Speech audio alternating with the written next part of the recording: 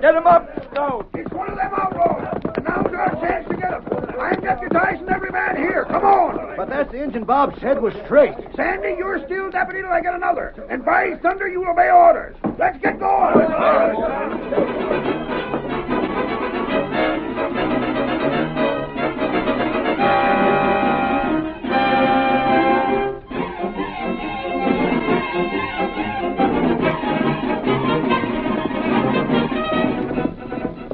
The masked man headed his great horse Silver toward Corral Canyon with the outlaws in full pursuit. Not too fast, Silver, old fellow. We don't want the outlaws to get out of sight.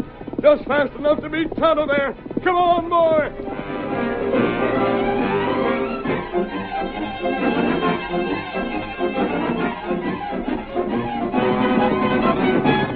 Spurring and whipping their mounts, the outlaws managed to keep the masked man in sight. He's heading for Corral Canyon. He wouldn't be fool enough to go in there. Maybe he don't know what it is. If he goes in here, we've got him. Come on. Hey, look. By heavens, he is going in. Whip up your horses and we'll catch him before he finds he's trapped and comes out again. We'll just about head him off. This entrance ain't wide enough for more than one horse at a time. Stretch out single file. I'll take the lead. Watch out for the rocks on both sides. Can you still see him? He's in here, all right. There he is. Why don't he pull up? He's driving his horse right for the ridge. He'll see it in a second. It's too late now if he does. Well, I'll be... The blamed idiot's going to try and jump his horse across it. There they go. They'll break their necks as That sure horse is fair flying. Well, I'll be blasted if they didn't make it. I never thought there was a horse alive could make a jump like that.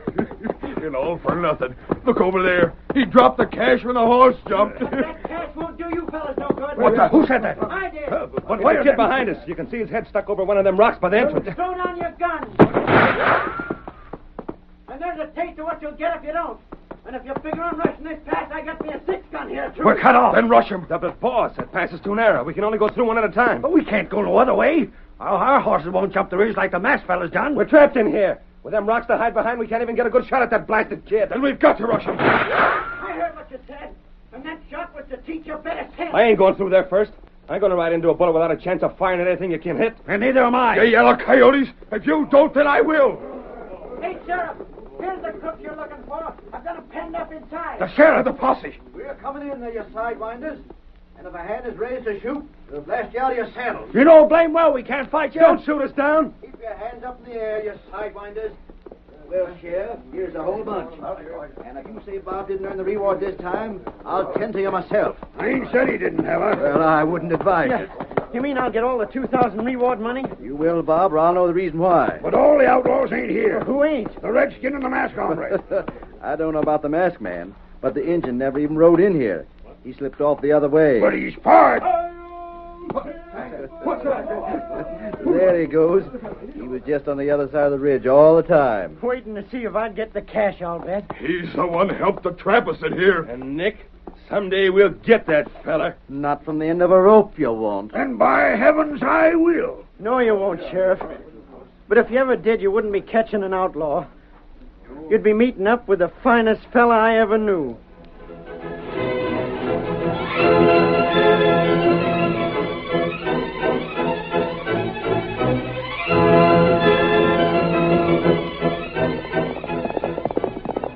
Come on, Silver. We're heading for the border.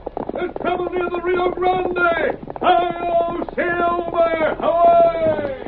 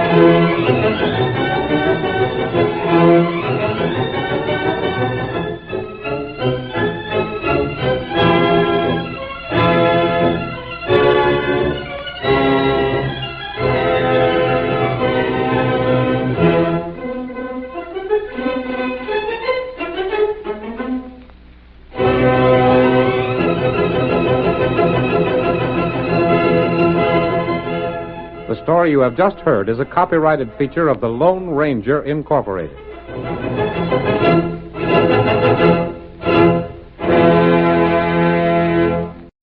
Would you credit it? 50-odd years of baking same old Ovis. Now top brass at Ovis tell me they want an alternative.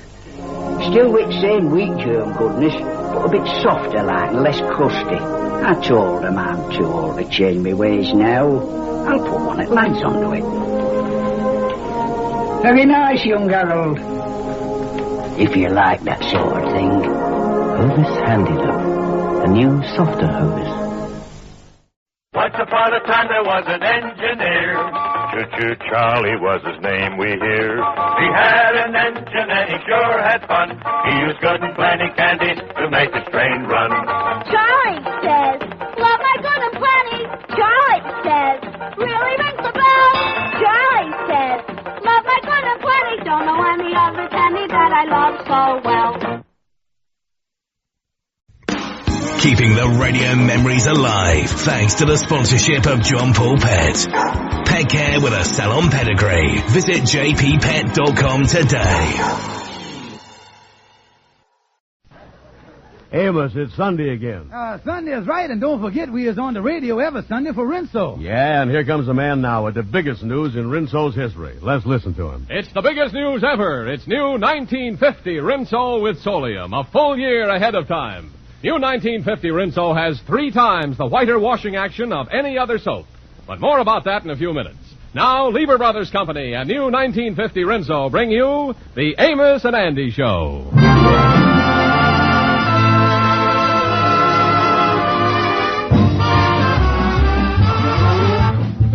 Yes, sir, Lever Brothers Company, the makers of Rinso, brings you a full half hour of entertainment with Lou Lubin, Eddie Green, Ernestine Wade, the Jubilaires, Jeff Alexander's orchestra and chorus, and radio's all-time favorites, Amos and Andy.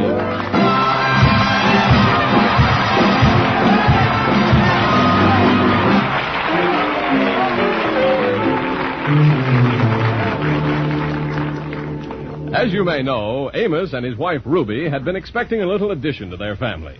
Let's turn the calendar back to the morning of Valentine's Day. We find the Kingfish in his apartment talking to his wife Sapphire, who is busily knitting.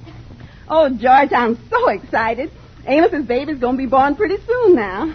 Yeah, I know it is, honey. Mm-hmm. I just hope I finish this little sweater in time. Oh, knitting a sweater, huh? Mm-hmm. Yeah, well, I hope it turned out better than the one you knitted for me last year.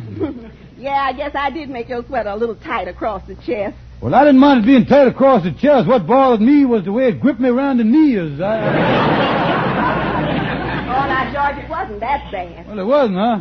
Listen, that sweater was the only thing I ever give to the Salvation Army that they turned down. They couldn't even figure out what it was. You know, George, Ruby having another baby makes me feel a little sad. What you mean? Well, when I was a young girl, I always dreamed that when I got married, I'd have a cuddly, sleepy head around the house to feed and clothe and take care of the rest of my life. Yeah, well, what is you squawking about? You got me, ain't you? Oh, George, don't you ever wish that you and me had a little baby? A little baby boy of our own. Yeah, well, that's nice, all right, but what's the use of having 3 of us in the family that ain't working? Well, believe me, George, it would still be nice to have one. Yeah, we've been married for 20 years, and look, we ain't got nothing. Ain't got nothing but each other. Yeah, I guess that's just about as close to nothing as you can get, all right. Well, since you don't care so much for babies, I guess you ain't interested in the fact that Amos told me you gonna be the baby's godfather. Me? The baby's godfather? Yes. Oh, this is wonderful. Oh, I'm gonna have a godchild. Oh, and it's my first one, too. Where are you going, George? I better go in and lay down. Well, don't forget, George, you ain't got the whole load. You know, Andy's going to be a godfather, too. Yeah, well, in that case, I guess we better get twin beds. Come on,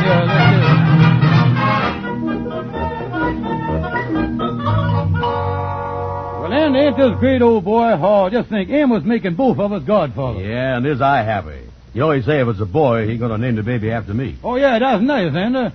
Now, as godfathers, we want to get the things for the baby that the baby really gonna need. Yeah. Now, I done called up the baby shop, and I got a list here. Yeah, what do it say? Well, the first item here is the most important of all. There it is. I think we better get 6 dozen of them. Well, that would be enough, I guess. 6 dozen of what?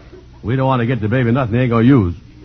Oh, believe me, Andy, he'll use deals, all right. Amos and Ruby gonna have to change the baby, ain't they? Change them? I figured they'd just keep the first one they got. Look, you take it easy. This Godfather stuff is a big strain on you, son. Now, we'll put down 6 dozen. Now, listen, Kingfish, I don't think we ought to buy 6 dozen of nothing. Cross them off. Oh, but Andy. Kingfish, cross them off. Cross them off the list. All right, I'll cross them off. Now, this next item here is something that the baby ought to have. A bassinet to bathe him in. Costs $15. $15? That's too much. For the first couple of months, they can let the kid take showers. Listen, Kingfish, let's get the kid something he needs, like some red flannel underwear or something. Yeah, well, I'll order it then, Andy. All right, and have it sent to the 4th floor at the hospital. Why the 4th floor? Because when I was up there last week with Amos, I seen a sign that said delivery room. Oh, yeah.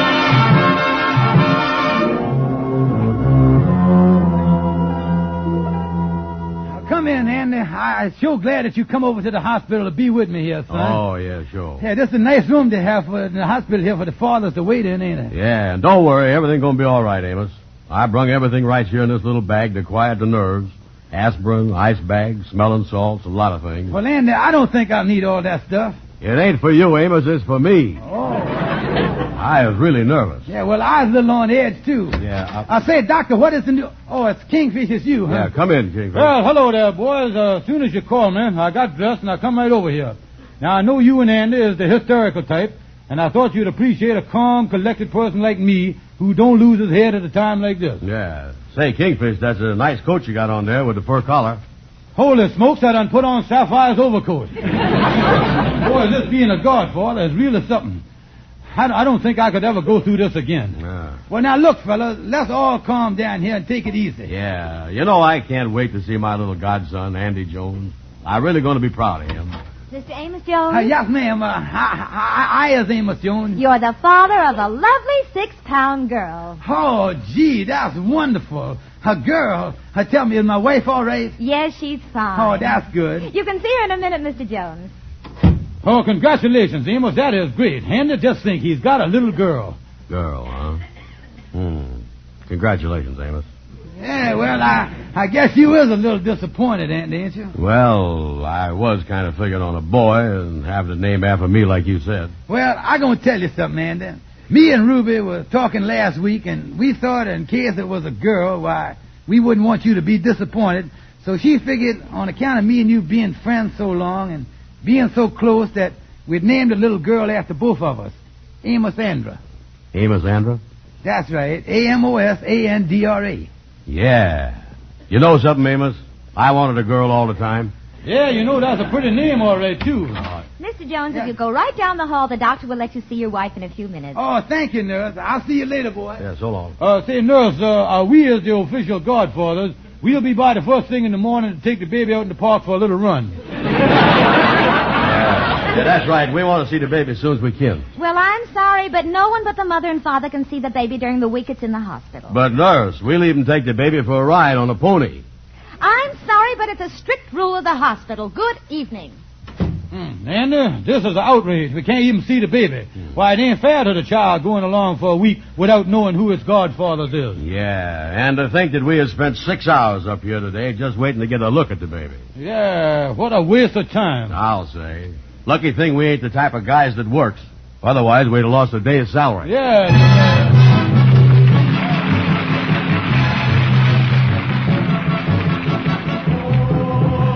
Where you running, brother? Tell me where you going, I say.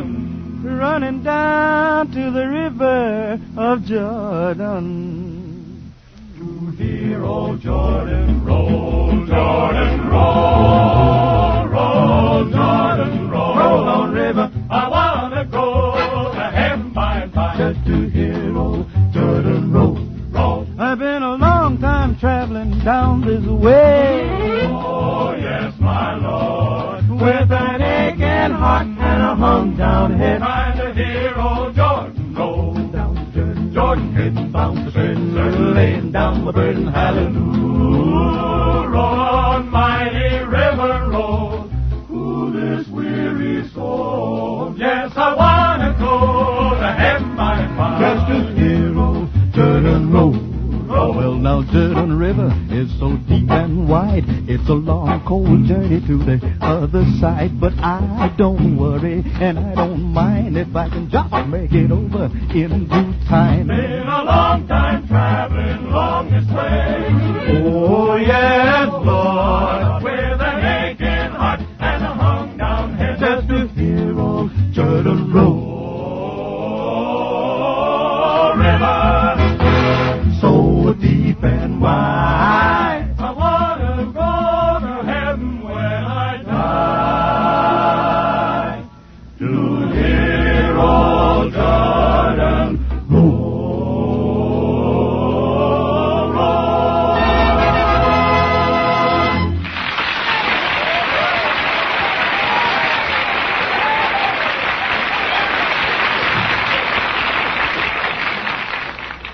It's here now. It's ready to use tomorrow. Ask your dealer for Rinso and get the amazing new 1950 Rinso with Solium. New 1950 Rinso has 3 times the whiter washing action of any other soap. Yes, 3 times the whiter washing action of any other soap. Rinso is really wonderful. My sheets and tablecloths are so white now, whiter than when they were new. My print dresses and the children's colored clothes, too, turn out brighter than the day I bought them. It's true. Sensational whiter washing action of new 1950 Rinso gets and keeps your clothes whiter, brighter than any other soap. And I find Rinso's always so safe for everything, in my wash and easy on my hands, too. Tomorrow, get new 1950 Rinso in the same familiar package. And now, back to Amos and Andy.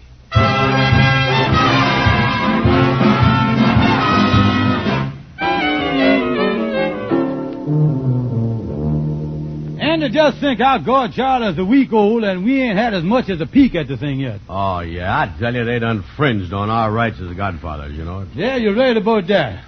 Well, hey, look who's coming down the street here. Oh, coming into office. Yeah. Shorty the barber. He been out of town for a week. Yeah. Hi, Shorty, come in. As you hear the news, Amos and Ruby got a little stranger in the house. Oh, they got a little stranger. That's wonderful. That's the best news. A little stranger. Well, that's the greatest. That's simply the greatest. Do they know who it is? Oh, wait a minute, Shorty. No. Listen, they done had a little baby girl. It's their 3rd child. Oh, that's great. They're having 3 children. I know because I was the only child, and I remember how lonely I was. You was lonely, huh? Oh, yeah, and to make up for it, when I was 6 years old, Uncle of mine gave me a big teddy bear. I carried it with me everywhere I went. I used to play with it and talk to it, and I even took it to bed with me. Oh, it was my constant companion right up to the day I lost it.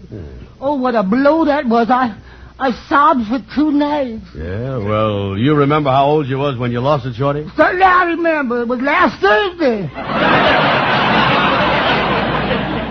Well, now look here, Shorty.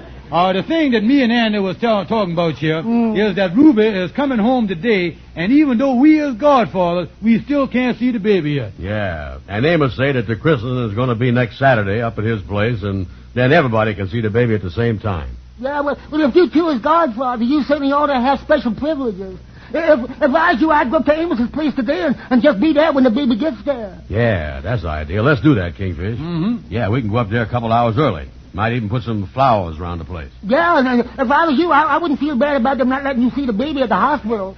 No, when I was born, they wouldn't even let my mother see me the first day. They wouldn't let your mother see you? Oh, no. You see, I was born out in California, and on that very day, that was a big earthquake. Yeah? And on account of the earthquake, they wouldn't let your mother see you? Yeah, you see, Mama was nervous, and they say she couldn't stand 2 shocks in one day.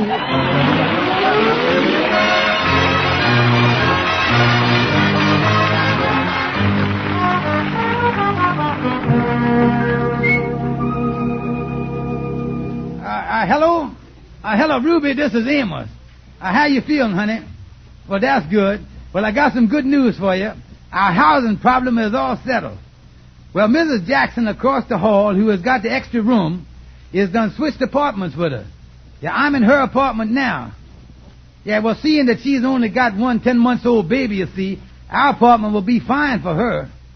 Yeah, well, I thought you'd be glad to hear it, honey. Well, I'll see you in a few minutes. All right, goodbye, honey.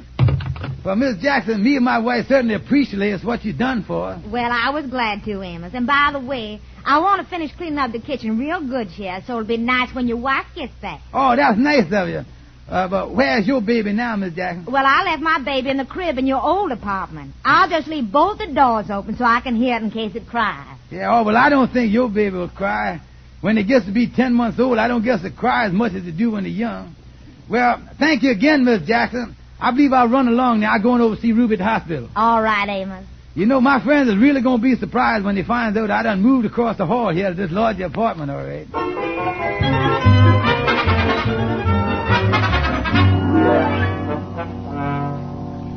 Hey, look, Andy. The door of Amos's apartment is open here. Yeah, let's go on in. I don't think they'll be home for an hour or so yet. Close the door, Kingfish, and we'll start putting these flowers around. Mm-hmm. Yeah, well, we'll put some flowers right here in the nursery. Come on in. Yeah, we'll really fix it up good.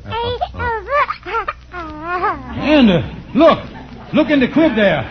It's the baby. Our little week-old goddaughter. There she is. Yeah, look at her there, Kingfish. Look at that. Say, she sure stands up nice, don't she? Look at that. Oh, we got a great baby here, Andy.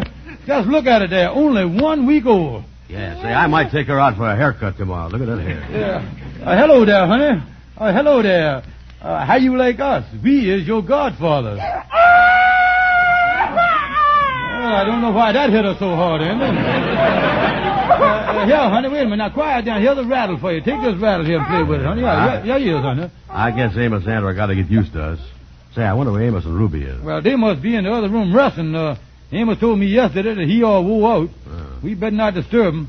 You know, Amos Andrew is the biggest week-old baby I'd ever seen. Yeah, because I remember a week ago when she was born, the nurse said she only weighed 6 pounds.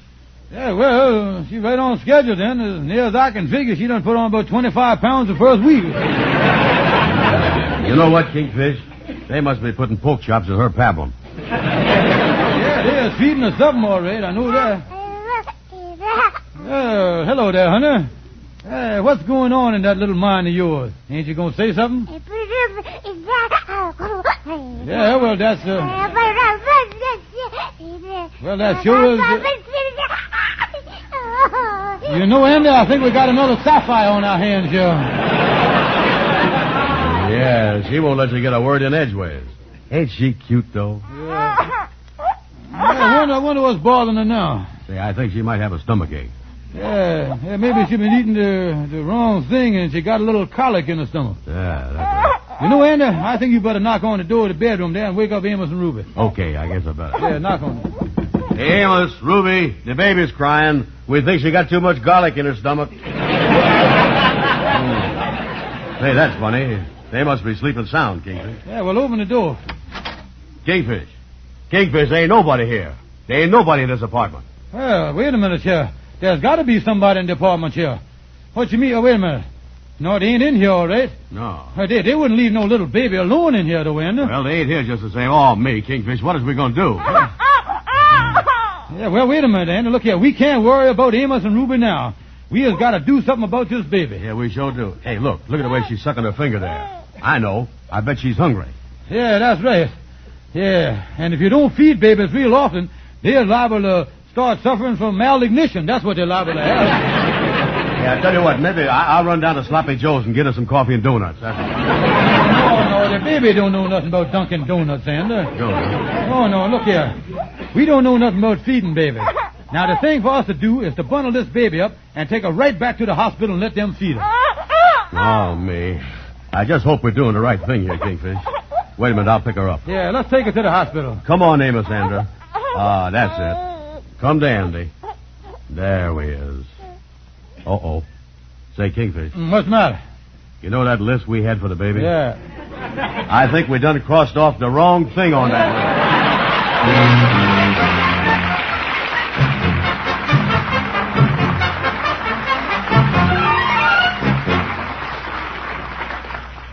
Now listen, here's your last chance for a trip around the world. That's an ocean liner whistling for the winner of Rinso's sensational new contest. First prize is no less than a trip around the world or $10,000 cash. It could be yours if you act now. A glamorous all-travel expense vacation tour for 2 people visiting exciting far-off places. There are 15 second prizes, each a round-trip tour to Europe. 400 third prizes, all cash. Just finish this statement in 25 words or less. I like large-size Rinso because.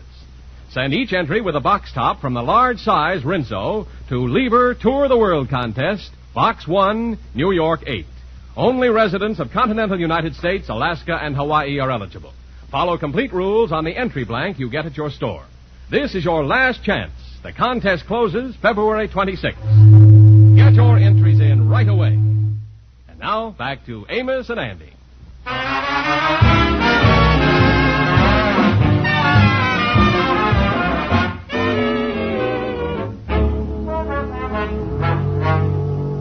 Well, Andy, we just can't stand here in the lobby of the hospital. We got to do something here. That's right. We got to get this baby fed in a hurry, Kingfish. And now, look, Andy, take the baby over to the receptionist across the hall there and explain the situation to her. I'll wait here. Yeah. Well, I was a nervous wreck. Okay, Kingfish. I'll take the baby over to the woman here. Oh, me, this being a godfather is a big responsibility. Well, there's Henry Van Porter coming this way. I'm going to tell him the problem we got with Amos's baby here. Hey, Henry. Well, hello, Kingfish. Hiya. I just been upstairs in the hospital here to see Ruby and Amos. You know they has got their little baby Amos Andrew all wrapped up and getting ready to take her home? Yeah, well, we got a problem with the baby, wait a minute, and, you say that, no, I know you ain't said that, no, what you saying, Kingfish? Oh, nothing, I knew it, I done heard you wrong, 'cause I can look across the hall and see Andy there holding the thing under his arm. I know everything is all right, yeah. Well, I don't know what you're talking about, Kingfish. I merely said that Amos and Ruby has got their little baby upstairs and they're ready to leave the hospital. This is the second one they're taking home, ain't it? Of course not. Their baby is upstairs. Oh, and by the way, if you call on Amos and Ruby at home, remember they have switched apartments with Mrs. Jackson across the hall. Switched? Yeah. You know, Mrs. Jackson only had one 10-month-old baby, so they took Amos's apartment, and Amos moved over to the Jacksons. Say, Kingfish, you look a little woozy. You want me to get you a bottle of smelling salts? No, just get me a can of ether till this thing blows over, will you? Oh, me, Henry. Well, I thought you'd be glad to hear about it. So long. So long. Glad to hear about it. Huh. I got to get out of this mess somewhere. Uh-oh. Here come Andy. And I think that baby only needs one godfather. Well, Kingfish, everything is great. They're going to feed the baby in a few minutes. And, looking at you with that baby in your arms almost brings tears to my eyes, huh? Yeah, what you mean? You know it ain't fair for me to horn in on your godfathership. And after thinking it over, Andy, I want you to have the honor, the privilege, and the glory of this whole mess. Yeah. Well, that's real nice of you, Kingfish. So you take the baby back to the apartment after you feed her. So long, Andy, old godfather. So long, kid, and good luck to both of you. Hey, wait a minute, Kingfish. Come back here. I got a feeling there's something fishy about this whole mess. Now, tell me the facts here. I'm going to bust you on top of the head, and I ain't fooling neither. Yeah, well, all right. Now, wait a minute. Now, just calm down and listen. Well, let me tell me. I want you to brace yourself for the news, though, Andy. Okay. Listen, we has got the wrong baby. What? Amos traded apartments with Mrs. Jackson across the hall, and this baby is her child. And I think the police is searching for this baby this very minute. Kingfish, is you trying to tell me that this sweet, cuddly little infant is a hot baby? I say you got a hot baby on your hands there. Oh. Andy, I'm going to tell you something right from my heart here. We is in a mess of trouble. Now, when Mrs. Jackson finds out that her child is missing, we going to be guilty of baby napping in the first degree. Holy mackerel. Yeah, we got to get this baby back. But how can we do it without getting in trouble? Uh-oh. Look coming in the hospital here. Here's Stonewall the lawyer. Hey, I guess he's going up to see Ruby. Yeah. Hi, Stonewall. Hi, boy. That's a nice-looking baby you got there. Whose is it? Now, listen, Stonewall. The reason we want to speak to you is on account of this baby. Yeah, right. What's the kid done that it needs a lawyer? Oh, listen, Stonewall, we is the ones that's in the mess.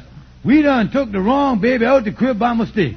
Now we afraid the mother is going to sue us for kidnapping. Yeah, you see, we thought it was Amos's baby, but turned out to belong to Mrs. Jackson that lived across the hall. Well, get your cool there. You know, so this is the baby you done lifted, huh? Yeah.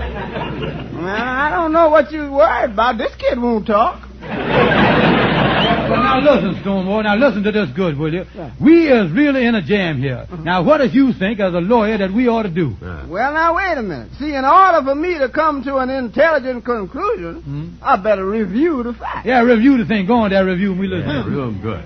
Yeah, go now. Let me see. You went into a home where you didn't have no right to be. Right. You took a baby without the knowledge of his mother. Mm-hmm. You is now in illegal possession of the said child. Think we can wind this up in a hurry. Now, let me take you all down to see my friend Captain O'Grady at the 2nd Precinct. Well, why is you taking us down there? Well, there might be a reward out for you two kidnappers. Oh, wait a minute. Wait a minute here now, look, Stonewall, is you our lawyer, ain't you? Yeah. Now, what is we going to do? Well, there's only one thing you can do, boy. Take the baby right back where you got it, put it back in the crib, and then beat it. Just slip into place quietly. Make sure the baby don't make no noise. Oh, we ain't got to worry about that. This is a good baby. She won't let out a peep.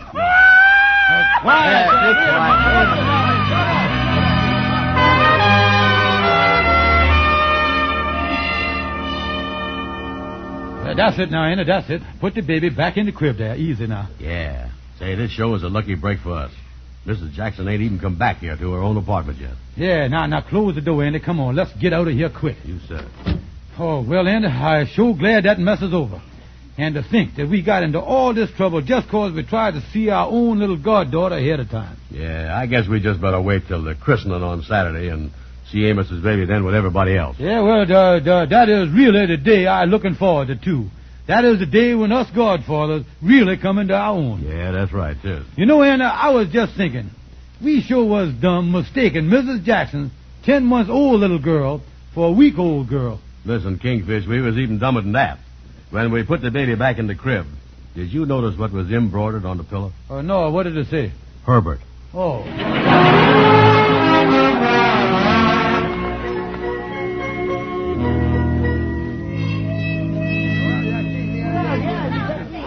Well, folks, what y'all think of little Amos Andra? Well, Amos, I think it's the most adorable baby I've ever seen, and it's certainly a pleasure to be here at the christening. I'll say, Stonewall, don't you think it's just about the most beautiful baby you ever saw? Oh, man, yeah. Hey, Amos, where is the two godfathers and Sapphire? They've been looking forward to this occasion. Yeah, well, I was wondering where it is, too. You see, wait a minute. Maybe that's them now. Excuse me. Hello? Amos, this is Sapphire. Me and the Kingfish and Andy is all up here at our apartment. I'm heartbroken. We just can't come to the christening. You can't come? Well, what's wrong? Well, that stupid husband of mine and Andy was fooling around with some Jackson baby. What do you mean? That Jackson baby was coming down with measles, and the three of us has got it.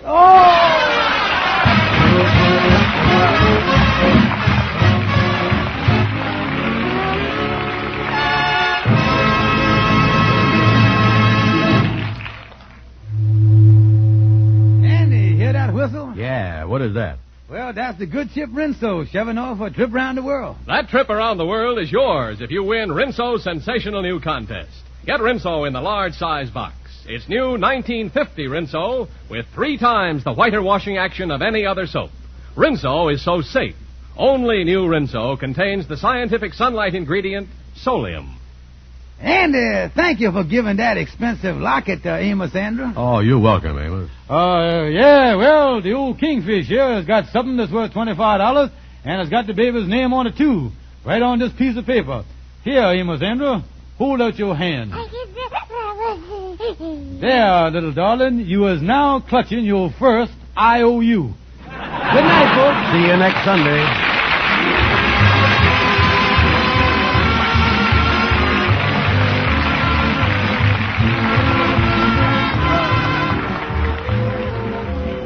Whether you drive a car, ride in a car, or just walk in traffic, you are a potential victim of a traffic accident. Winter weather makes driving dangerous, so drive carefully. Keep your car in first-class condition. If you're a pedestrian, be careful, too.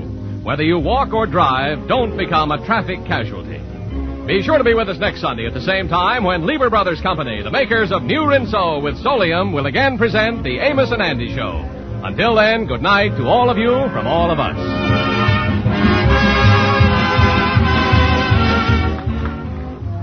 Doctors have proved it. Lifebuoy Health Soap with its purifying ingredient gets skin cleaner, stops BO as no other leading soap can. Yes, doctors compare daily baths with leading soaps, proved you are cleaner, safer from BO with Lifebuoy.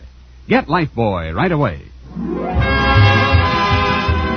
Be sure and listen to the Amos and Andy Show at this same time next Sunday. This is CBS, where 99 million people gather every week, the Columbia Broadcasting System.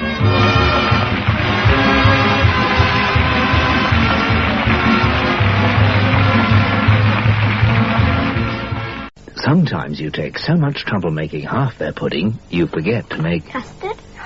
So Brown & Polson have made instant mix custard. Real creamy custard like you'd expect from Brown & Polson. Just add boiling water. You need no milk, and you've perfect custard in seconds. Oh, yeah, beautiful colour. Do you want some custard, Oh, thank you. Brown & Polson instant mix custard. Good and creamy, because Brown & Polson make it. Classic shows from the golden age of radio. This is the Rocket Classic Radio Network.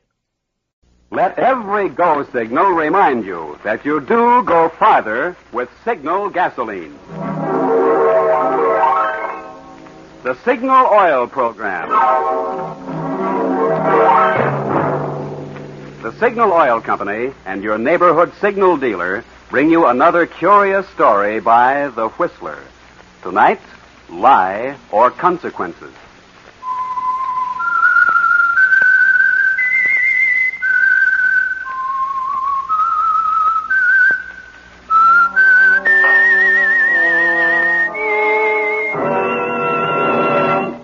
I am the Whistler, and I know many things, for I walk by night. I know many strange tales, many secrets hidden in the hearts of men and women who have stepped into the shadows. Presently I'll tell you of nameless terrors of which they dare not speak.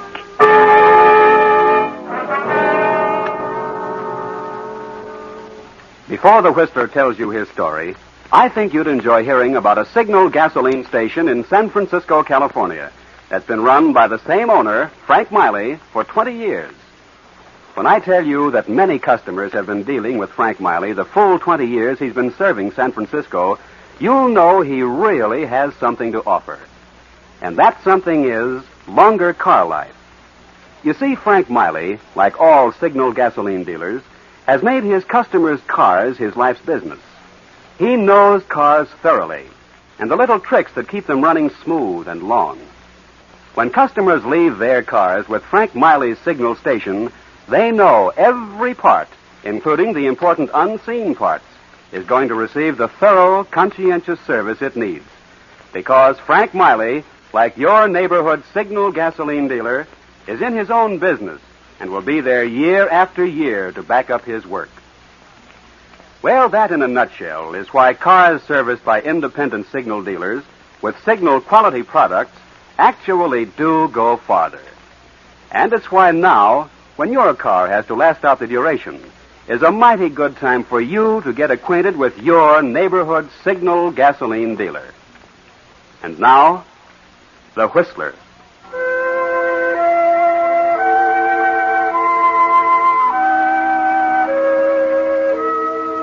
To the men who live by matching wits with the hardened criminals who deal in narcotics, the threat of violence is always present.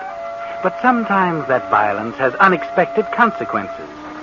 Witness the experience of Mark Hoskins, veteran detective of the narcotics detail.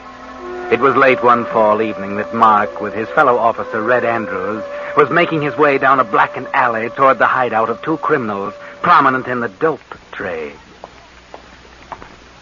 The door right up the top. Open up. But if we should need it, I spotted it this afternoon when I cased the setup. Anybody see you? No, nobody but the druggist. I just bought a package of cigarettes. Okay. Well, come on. Let's go get your promotion. What do you mean by that? We've been on this assignment a long time. If we crack it, you know the old man will give you a promotion. Why just me? Are you kidding? You're the fair-haired boy. I'm a dog around this department. The chief's had a knife in my back a long time. He likes an excuse to twist it. You'll get the promotion.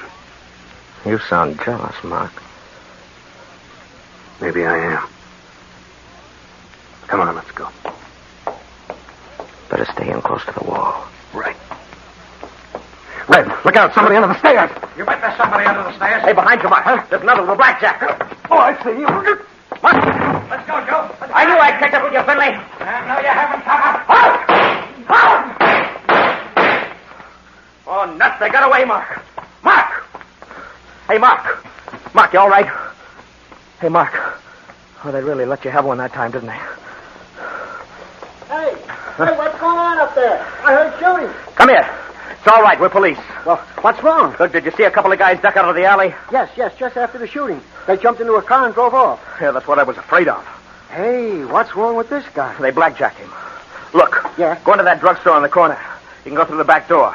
Call an ambulance while I take care of him. Police ambulance? Yeah. Well, who shall I tell him wants it? Red Andrews. Okay.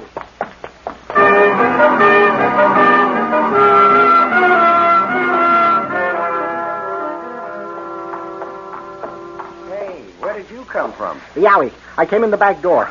Look, there's a cop out there hurt. Looks like it may be fatal. And the other one asked me to call an ambulance. What were they doing? Well, after some crooks, I guess. Can I use your phone? Sure, go ahead. Thanks. Let's see. Oh, there's the police department number. Wonder how bad that guy's hurt.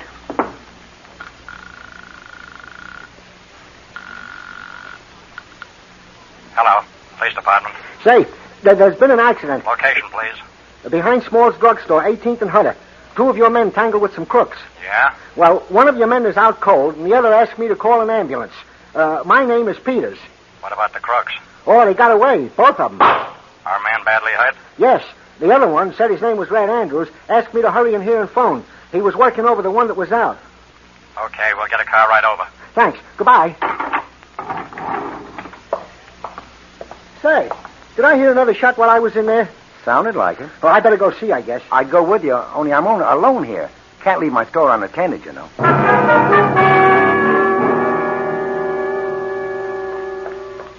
got the police, all right. They said they'd send an ambulance right away. Hey. Who are you? You're the one that was knocked out. Those crooks. I gotta get... And the him. crooks. Look, he's hurt now. I gotta get those crooks. Yeah. Now, look, just take it easy. An ambulance is coming. I gotta take a look at this. Hey, this man isn't just hurt. He's dead.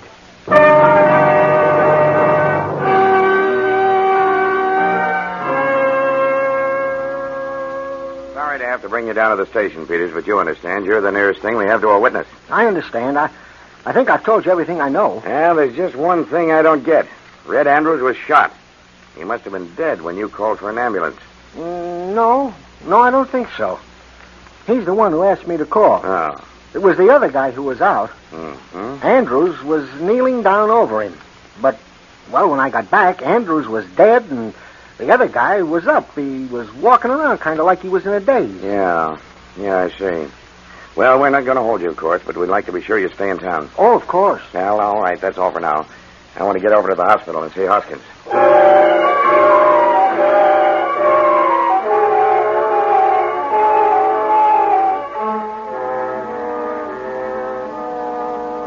Well, Hoskins, you managed to butcher another one, didn't you? Take the knife out of my back, Chief. We got a tough break, that's all. Yeah. Red Andrews got such a tough break that it killed him.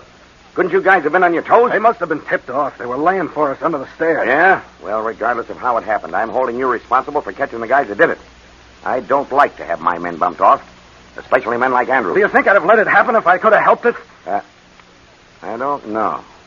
Well, that's not the point, anyway. The point is after you were knocked out, somebody killed Red Andrews. Well, Beretti and Finley must have come back. Probably, but it's up to you to prove it and bring them in.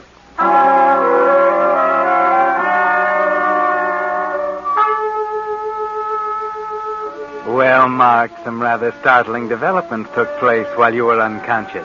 You and Red Andrews exchanged positions in a most peculiar manner, and the chief's putting you on the spot to explain it. Well, now that you're out of the hospital, you better do some checking up. First thing will be to locate Beretti and Findlay again. Better check your gun first, though. They're desperate characters, you know. Oh, how do you explain that, Mark? You don't remember firing your gun last night, do you? They knocked you out before you even drew your gun, and yet your gun has been fired. At least there's one round missing. And now, back at the scene of the crime, you've found another clue. An empty shell from your gun. Some shells from Andrew's gun, too, but they were fired after you were knocked out. So your gun had been fired, and now you know where. At the spot where Red was shot. Does that suggest anything to you, Mark? No, it couldn't be. I didn't like him, but I couldn't have been that much out of my head. Could I? I've got to find out more about this.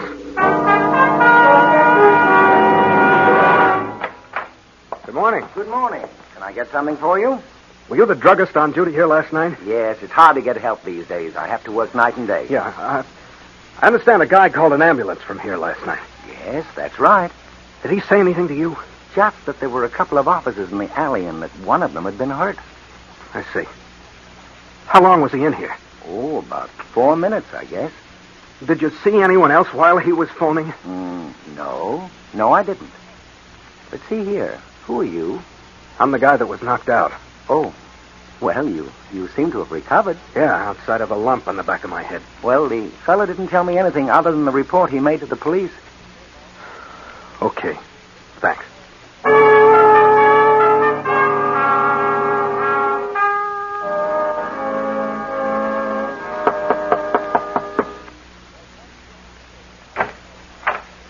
Yes? Is your name Peters? Yes. You're the guy who called the ambulance about that affair behind Small's drugstore last night, aren't you? That's right. Come in. Oh, thanks. They told me at the department you'd probably be willing to answer some questions. And, who are you? Take a good look. Don't you recognize me? Oh, yes. Yes, you're the one The one that was knocked out. Yeah. I believe you reported to the chief that Red Andrews was kneeling down working over me when you left to call the ambulance. Is that right? Yes, that's what I told him. And the report also states that as you entered the alley after hearing the shot, you saw two men run out of the alley, jump into a car, and drive off. Yes, that's what I saw. Good. Now listen carefully. Were you in the drugstore long enough for those men to drive around the block, enter the alley from the other end, kill Red Andrews, and make a getaway before you got back? Oh, let me see. I imagine it took less than 5 minutes, but, well, yes, I believe there would have been time for that. Thanks a lot, mister. I guess that just about answers my question. I've got a hunch that's exactly what happened. I beg your pardon, but I don't think so. Huh? Why not? Because when I left to call the ambulance, you were lying flat on your face across the alley. If they'd have driven back, they'd have run over you. Or, if you'd been up and around, I think they'd have shot you, too.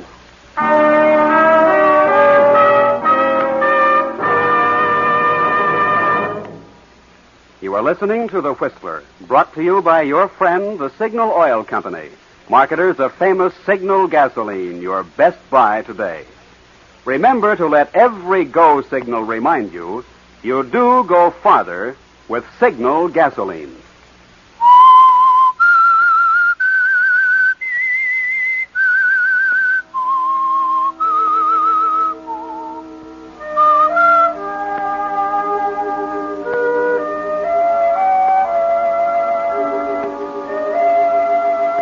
Well, Mark, your theory of Finley and Beretti having come back and killed Red has been blasted. This is beginning to simmer down to far too few suspects, isn't it? From the way the evidence is pointing, you're going to be incapable of weighing it in an unbiased manner. It's placing too much suspicion on you. Of course, you're not ready to face an admission yet, not even to yourself.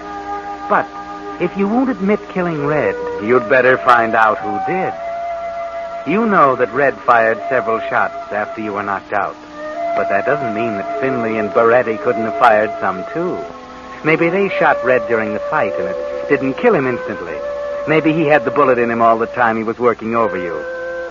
It's worth investigating, Mark. The coroner could help you there. Hello, Doc. Oh, hello, Hoskins. Glad to see you. Doc, can I speak to you for a minute? Certainly. Sit down. Thanks.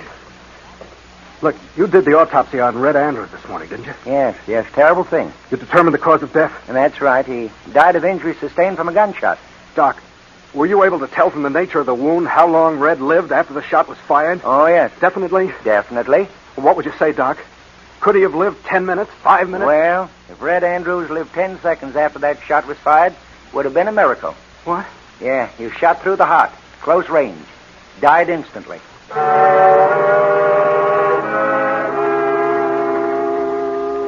Well, there goes another theory. Red couldn't have been shot by the crooks at the start of the fight. And they couldn't have driven back in the alley without running over you. But who else could have done it? Who else had the opportunity? Silly, isn't it, to suspect yourself? But the fact remains that Red Andrews was the fair-haired boy of the department. Everybody knows that. And the chief knows that you were jealous of his position because Red stood between you and promotion.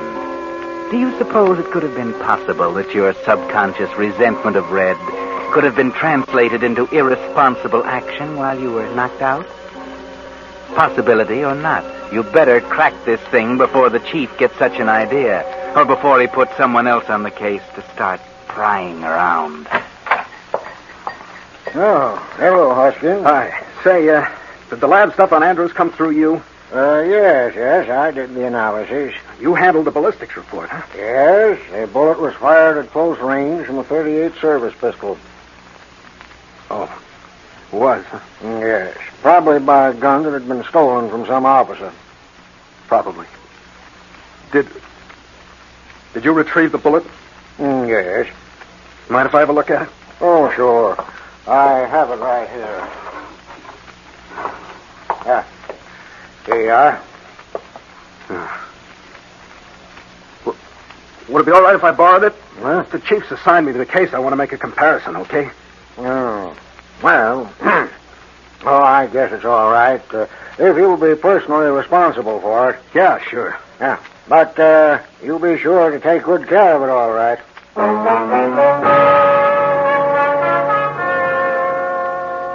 It'll be best to know for sure, won't it, Mark? Jumping to conclusion isn't good detection. You'll be perfectly safe down there in your basement. With that pillow muffling the gun, no one will hear the shot. Then you can dig the bullet out of that sawdust barrel and compare the rifling with the one that killed Andrews. Then you'll know, won't you, Mark?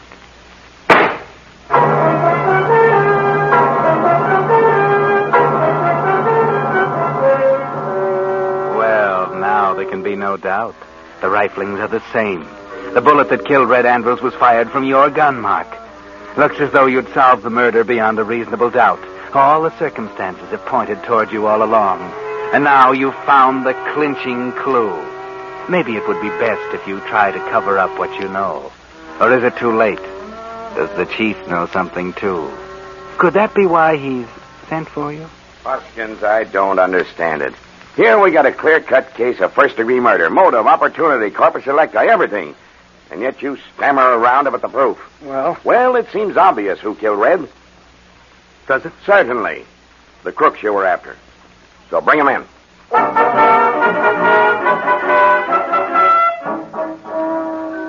This is becoming a pretty mess, isn't it, Mark? You don't dare bring in Beretti and Finley. As long as they're suspected, suspicion will be removed from you. But if you bring them in, they'll prove that they didn't do it. And then there'll be only one suspect left. You, Mark, you. But the chief's going to put another man on the case soon if you don't turn up something. That bullet. You'd better do something about that before another detective starts snooping around. How about a switch? A bullet from a different gun instead of the one they dug out of Andrews. Maybe worth a try, Mark. Say, I brought the bullet back. Sorry I was so long. Yeah. Oh, yes, the Andrews bullet. Yeah. Hope you haven't been worried about it. Huh? Well, no, I wasn't worried about it. We made a set of microfilm pictures of the bullet when it first came in.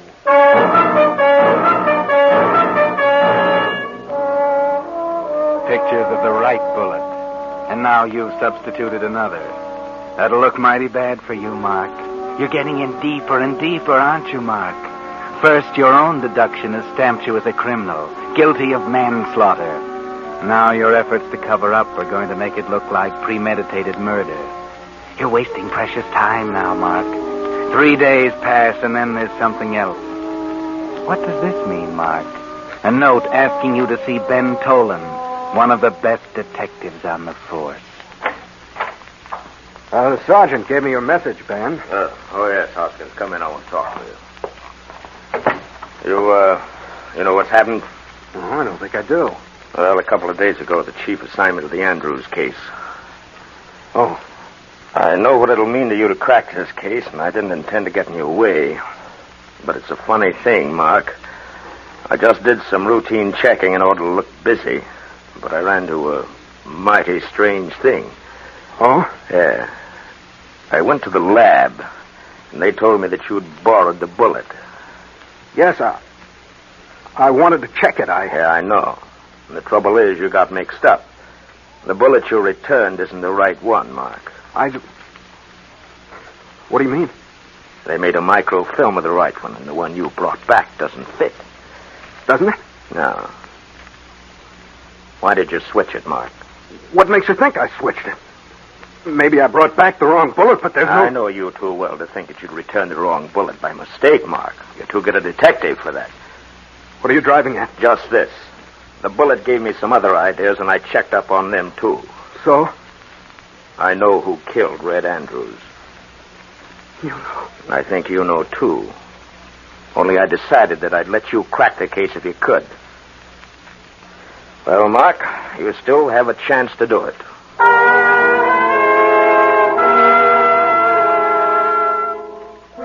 So Ben Tolan knows. He's found out about you, hasn't he, Mark? But it would seem that he's still trying to give you a chance to confess. He thinks it might be easier on you that way, doesn't he, Mark? But he's wrong. It won't be simply a matter of a few years for manslaughter. They'll hang you, Mark. And that's what you're thinking while pacing back and forth in your room. Looks like you're trapped. The only way out doesn't make sense. Or does it? If Tolan is found dead, he can't tell. Yes. Then again, only you would know. That's a well-isolated house where Tolan lives, isn't it? Well, there he sits, Mark, completely unaware of the danger. Why don't you pull the trigger, Mark? You think it might be better to let Tolan know why he's going to die. You could take him by surprise. He hasn't a gun in sight. Tolan? What? Oh, you, Hoskins. Yeah. Surprised? Mark, what are you doing here? I've been trying to get a hold of you. What's the idea of the gun? I came to settle something with you, Tolan. What's the matter with you? You're acting screwy. You've been acting funny for days. Funny, have I? Well, maybe it's funny to you. You're not in my spot. Well, you wouldn't be in such a spot if you'd keep your head. Although I suppose the blow you received... Sure. But I'm not taking a chance on trying to prove that. What are you talking about? You're not turning in that evidence you collected, Mr. Tolan.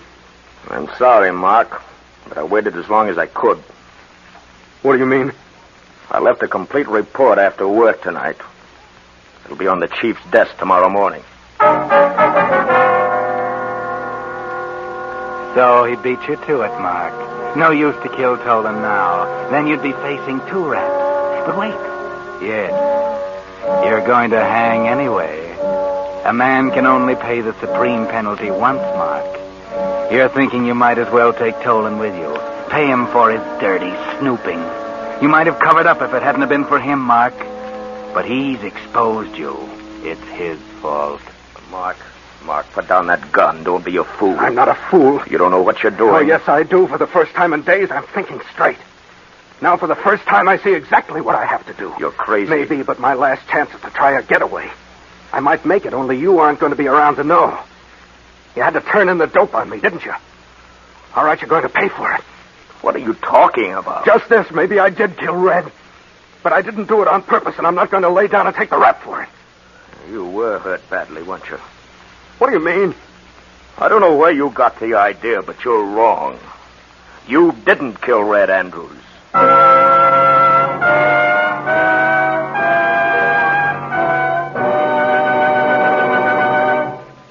The Whistler will return in just a moment with a strange ending of tonight's tale.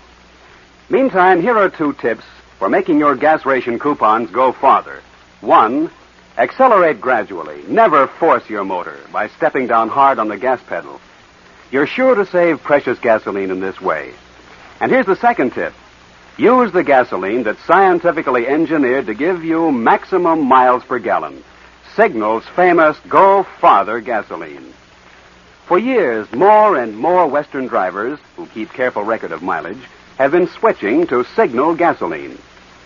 Even today, although certain gasoline ingredients have gone to war, and no gasoline can give you the brilliant performance of pre-war Signal gasoline, the Signal Oil Company is still producing the finest gasoline that can be made today. And Signal still places the emphasis on miles. So the next time you trade one of your ration coupons for gasoline, remember, your best buy today is Signal Go Farther gasoline. And the place to get it is your neighborhood Signal gasoline dealer. And now, back to the Whistler.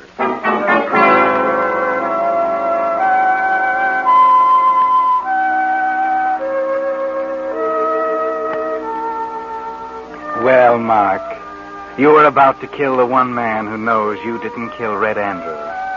But how can this be? You're a good detective, and all the evidence pointed unquestionably toward you. How could Tolan have discovered something you overlooked? And yet he's told you that you didn't do it. What? I didn't kill Red? No, look, I'll tell you. There was a very obvious clue. You'd have caught it if you hadn't been so busy covering up for yourself. I saw it immediately. Go on, keep talking. You cornered these crooks in an alley behind the drugstore. And they were trafficking in illegal sale of drugs. Get it? Drugs, drugstore. Well, all I did was to go on from there. Well, where did that take you? To the druggist. He was the brains of a dope ring. Now, when you and Red traced the peddlers that close to his store, he figured that you had the dope on him, too. So when Peters went into the phone booth, the druggist slipped out the back door and into the alley. Red was bending down facing her. The druggist went to help him. He bent down, jerked his gun from the holster, and he shot Red. He was back in the store by the time Peters came out of the phone booth. Yeah, he had my gun. Why didn't he kill me, too? Peters had told him that your injury looked fatal, that he didn't have time to check closely, but he figured that he'd taken care of both the cops who had anything on him, but he didn't. And if you haven't been fool enough to obliterate his fingerprints on your gun, yeah, I'm pretty sure that that'll cinch it. Yeah, tomorrow morning, you'll be in jail for the murder of Red Andrews. Not you, Mark. Not you.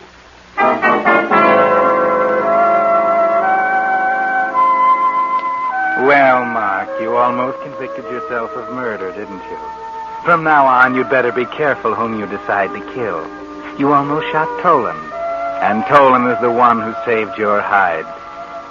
From yourself, Mark.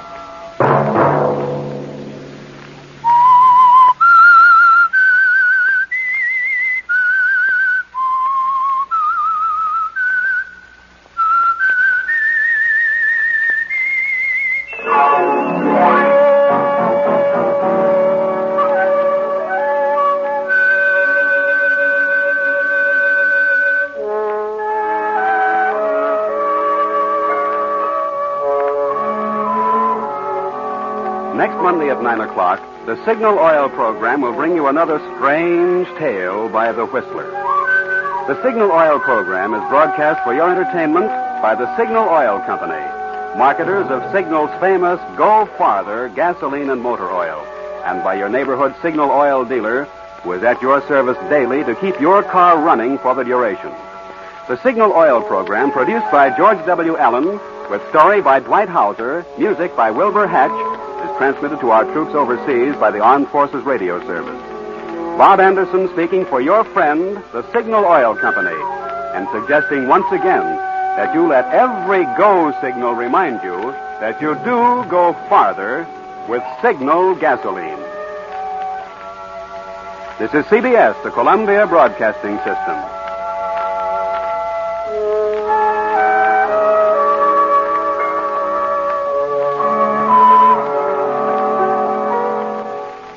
Once upon a time there was an engineer. Choo-choo Charlie was his name, we hear. He had an engine and he sure had fun. He used good and plenty candies to make his train run. Charlie says, love my good and plenty. Charlie says, really rings the bell. Charlie says, love my good and plenty. Don't know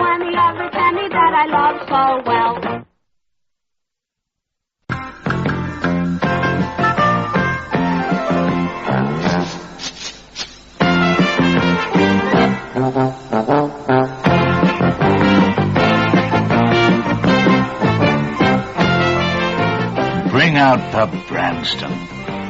Because the crisp vegetables and the one and only tangy sauce in Branston pickle bring out the best in your food. I'm crunching my polo, dear Liza, dear Liza. I'm crunching my polo, dear Liza, crunching. The nicest thing about the mint with the hole is that it's smooth and never crumbles. You can eat polo without other people hearing. Try sucking them, dear Henry. I can't, I've already crunched them all. Honey Monster's hunting for a sticker and swap card. Free in every special pack of Sugar Puffs. So he can stick the stickers and swap the animal cards. Honey Monster's got an elephant and Uggy's got a... bear.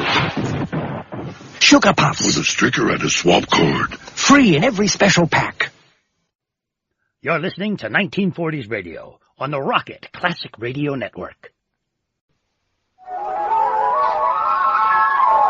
We present Lucille Ball in My Favorite Husband, a new series based on the delightful stories of Isabel Scott Rorick's gay, sophisticated Mr. and Mrs. Cougat, two people who live together and like it. Starring Miss Ball with Richard Denning.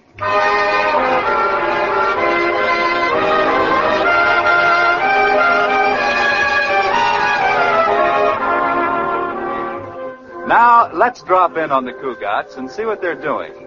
It's morning, and Liz has just sat down to breakfast. George is still upstairs getting dressed. Oh, Katie, did you see the paper this morning? No, Mrs. Cougat, I haven't seen a paper in weeks. Who do you think got married? Little Abner and Daisy May? No, Madeline Smith and Jack Carroll. She always did want to be Madeline Carroll. And so did I, but I never got nearer than Marjorie Main. Oh, you don't understand, Katie. This is my marriage. It is? Yes, I introduced them, I invited them to parties together, and I loaned her money for a new dress on the night I decided he should propose. And now they're married. Congratulations, Mrs. Cougat. Thank you. I deserve it. Do you think they can manage the honeymoon all by themselves? Well, I guess I do sort of arrange things a lot, don't I, Katie? But I can't help it. I love to help a girl get a man. You know, it drives George crazy. He says I'm always teaching some mouse to build a better man trap. Oh, that's a good one. Say, I wonder what's keeping Mr. Cougat this morning. Don't know why he should take so long to shave. He has a real sharp blade in the razor. I know because I use it to scrape some chewing gum off my shoe. Oh, here he comes now. I'll go get his coffee. Well, good morning, George, darling. Oh, you know me. I didn't think you'd recognize me behind all this adhesive tape. Why, I'd recognize my little husband any place. Ooh, you smell nice, George. What do you have on your face? Yardley's aftershave? No, Wrigley's Juicy Fruit. Now, don't blame me, George. You cut yourself every morning. You ought to get some blue serge Band-Aids to match your suit. That's very funny. My, aren't we grumpy this morning? Well, I have reason to be. Yesterday, the teller at the bank told me you were overdrawn $50. That's the trouble with those tellers. They're always telling somebody something. Well, what about it? No wonder they put them in cages. Now, Liz, I can't think of any reasonable explanation for your being overdrawn. Neither can I. And I've been trying to think of one longer than you have. Now, I don't want to suggest anything radical, but suppose you just tell me the truth. Say, I never thought of that. All right, George. I loaned the money to Madeline Smith to get a new dress and hairdo so her boyfriend would propose. Oh, why don't you stop meddling in people's affairs, Liz? Must you be an incurable matchmaker? But I want everybody to be married. Why? Isn't there enough suffering in the world? You don't mean that, George Cougat. I want everybody to be as happy as we are. Well, that's sweet of you, dear, but not all couples are capable of the kind of happiness we know. Oh, what do you mean? Well, I mean that our happiness has come about because of one wonderful person. Oh, George. One person who is tolerant of little human faults, who is understanding, sweet, considerate. And beautiful? Absolutely. Who is it, George? Me. Oh, George. Come on, Liz, I'm late for the bank. And listen, will you promise to watch your bank balance? Oh, don't worry. I'll take care of that $50 I'm overdrawn. I'll send them a check for it. Oh. Look, I'll handle the money. You just concentrate on staying out of other people's affairs. Stop giving people advice on things you know nothing about. All right, George, I promise. Now, who can that be? Oh, it's Sally Hopkins. I saw her through the window. Uh-oh, wait a minute. Let me sneak out the back door. Now, George, Sally's a very sweet girl. Yeah, I know, but I do something to her. All she does is look at me and go, tee. Well, she's adolescent, that's all. Well, let her in. We'll have one of our usual brilliant conversations. Hello, Sally. Hello, Mrs. Cougat. Good morning, Sally. Goodbye, Sally. I'll be home for dinner, dear. Oh, gee, you're lucky, Mrs. Cougat. Mr. Cougat is so super. He's so much more worldly than the boys I know, like Corny Jones or Icky Williams. Well, I should hope so. He's a little older, too. Oh, I know. He's middle-aged. What? He must be pushing 25. Oh, yes, he's pushing 25, all right.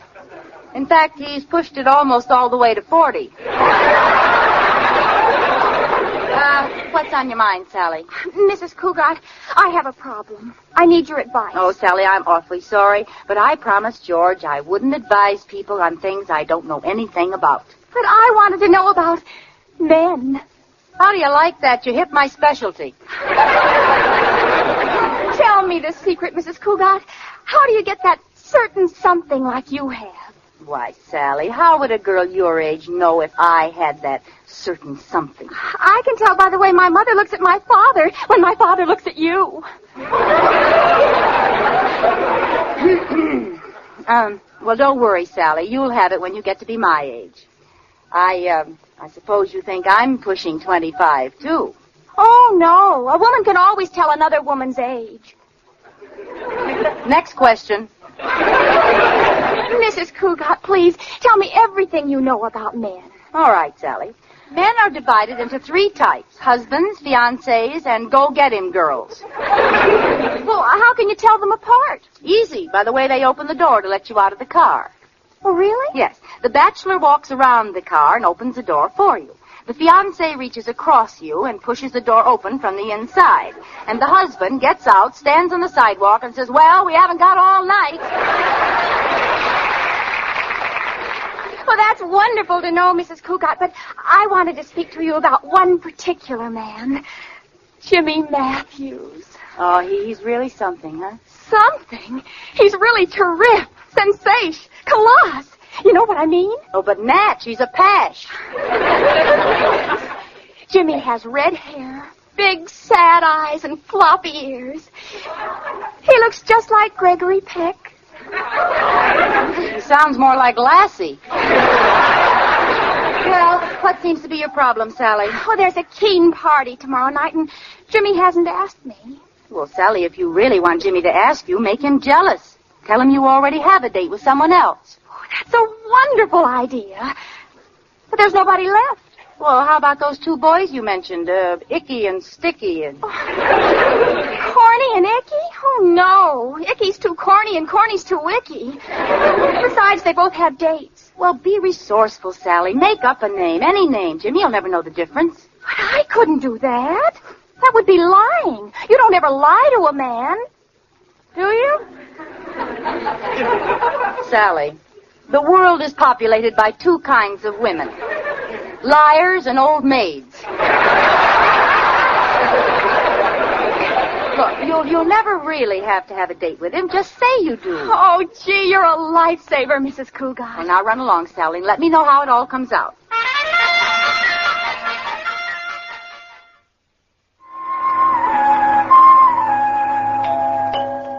I'll get it, Katie. Sally, what happened? Don't you ever speak to me again. Oh, please, Sally, what happened? Did you tell him you had a date? Yes, I told him. And he said... Oh, now, why would he say a thing like that? Now, pull yourself together, girl. What did he say? He said...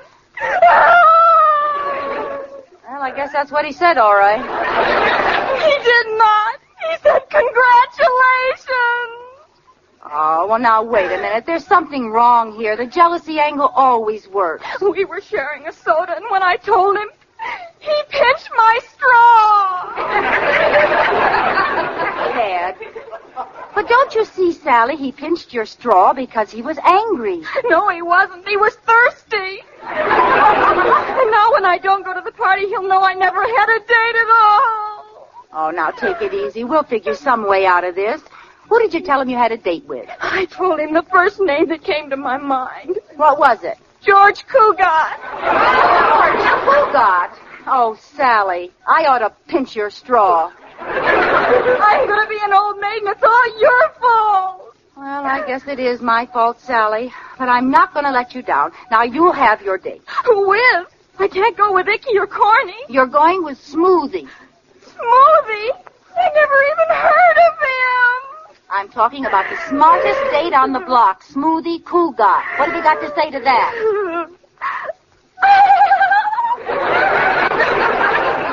I thought you would. Well, I'll see you after dinner, Sally. I have to figure out how to break the news to Smoothie. That's going to be rough.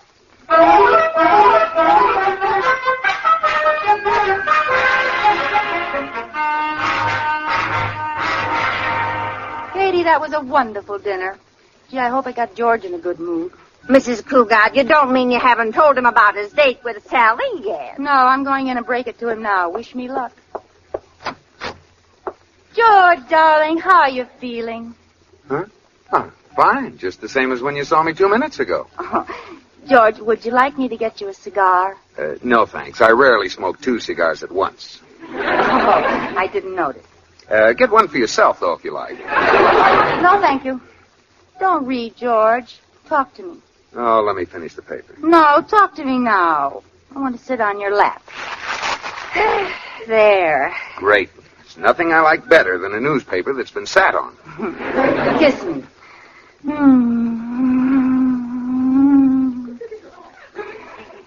Doesn't that take your mind off the paper? What paper? That's better. Gee, it's nice sitting here on your lap, George. You know, you've got the nicest lap in the whole world. Where'd you ever get it? Sears Roebuck. Oh, you're cute. Hold me tight, George. Tighter. Tighter. Oh, but Liz. Go on, pretend I'm a champagne bottle and pop my cork. Now, wait a minute, Liz. I'm not this attractive. Now, what's on your mind? Oh, you're so smart. I thought so. Okay, let's have it. Well, George, poor little Sally Hopkins was over here this morning, and she couldn't get a date for the party tonight. So I got her one. Liz, I told you not to mess around in other people's affairs. What are you laughing at? Oh, that's such a dirty trick to play on anybody. You mean you really palmed that giggling goon off on some poor sucker? Yeah. Oh, boy, I'd like to hear what he says when he finds out what he's stuck with. You will. Oh, that's the funniest thing I ever heard. Who is it? You. Well, you didn't have to dump me on the floor. Liz, this is the end. Now, I don't know what you've promised, but I'm not taking that teenager to a party, and that's that. Oh, please, George. It's no use running your fingers through my hair. The answer is no. Absolutely. Ouch! What are you doing? I just pulled out a hair. I wonder how you'd look in a toupee. Oh, whatever gave you that thought. I've got all my hair. Well, you won't have if you keep saying no. Now, Liz, don't be silly. The answer is still, ouch! Take your choice, George. Either take Sally to the party or you'll be known as Old Baldy. Ooh, there's a gray one. Oh, all right, I'll take her. Now, don't worry, George. As soon as Jimmy Matthews sees you with her, he'll grab her away. I'll bet you 10 to 1 he doesn't even let you get inside the door.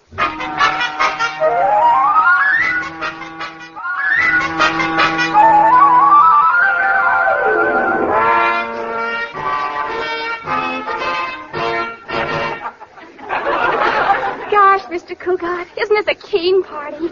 I'm having such a keen time with all my keen friends. And that dance music's keen, too. What kind of a time are you having? Keen. Say, where's this fellow of yours? Gee, Mr. Cougat, you're a keen dancer. Look, Sally, according to my bargain, a knight is supposed to ride up on a white bicycle and carry you away. Now, where is this Jimmy Matthews? I don't know. Pardon me, I'll see if I can find him. Okay, I'll wait here. Hi, Sally. Well, if it isn't little Jimmy Matthews. Sally, may I have the next dance? Sorry, I'm not dancing with children this evening. I prefer older men, like my date. Your date? I thought that was your father. Very amusing. Now, if you'll pardon me, I don't want to keep him waiting. He's very jealous. Goodbye. Well, any luck? Did you find him? I couldn't find him any place. Let's dance again. George, darling.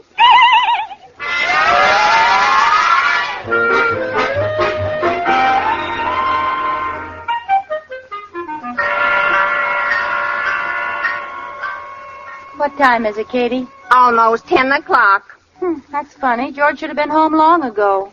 Maybe he likes it at the party. Oh, not George. Gee, I hope nothing happened to him. I think I'll call up and see how long ago he left. Why, Mrs. Cougat, I think you're jealous of your husband being at that party. Oh, Katie, I am not. The way I got it figured, I got one of them phobias. Oh, darn it, that character's on the party line again. I get scared to death when I get up in high places. What have I got? Hydrophobia? Oh, why can't we get a private phone every time I want to call Lena the hyena's on the line? Are you sure you're not jealous? Oh, Katie, will you stop with that nonsense? I'll try it again. Ah, nobody's on it. Where's the dial tone? Hello, big ears.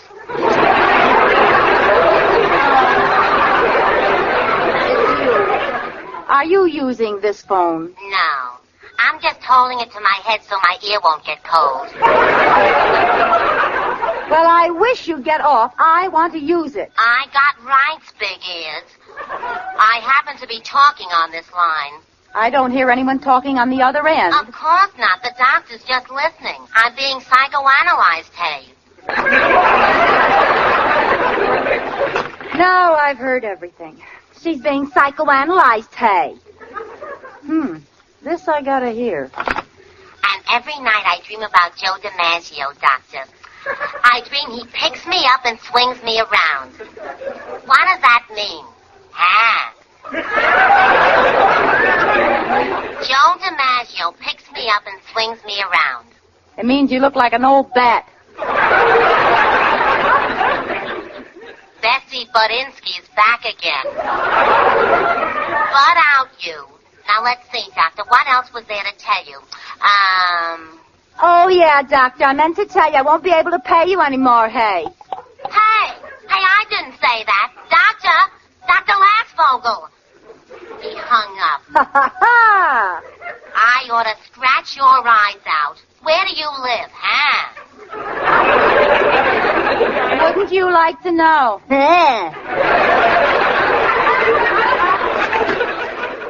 Oh, I better call George before she gets the line again. Hello? Hello, Mrs. Cougat? Yes? Do you know that your husband is out with another woman? What? I called to tell you that a certain party is at a certain party with a certain party. Well, that straightens everything out. And who are you, pray tell? You don't know me. My name is Jimmy Matthews. Oh, I know who you are. Sally's friend. That's right. Well, I don't want to break up your home, Mrs. Cougat, but your husband is here at this party with my girl. Well, Jimmy, you go in and take her away from him, and then send George home. I tried to, but she wouldn't leave him. She's fallen for the big stiff. Don't you dare call George a big stiff. Why, he's just like a brother to Sally. Oh, yeah? Since when do you call a brother George Darling? Why, the big stiff. You stay right there, Jimmy. You got yourself a date for the evening. I have? Who with? Me. Oh. Two can play at this jealousy business. Now, you wait for me in front. How will I know you? You can tell her by her big ears. Oh, go see the psychiatrist. I'll be right down, Jimmy.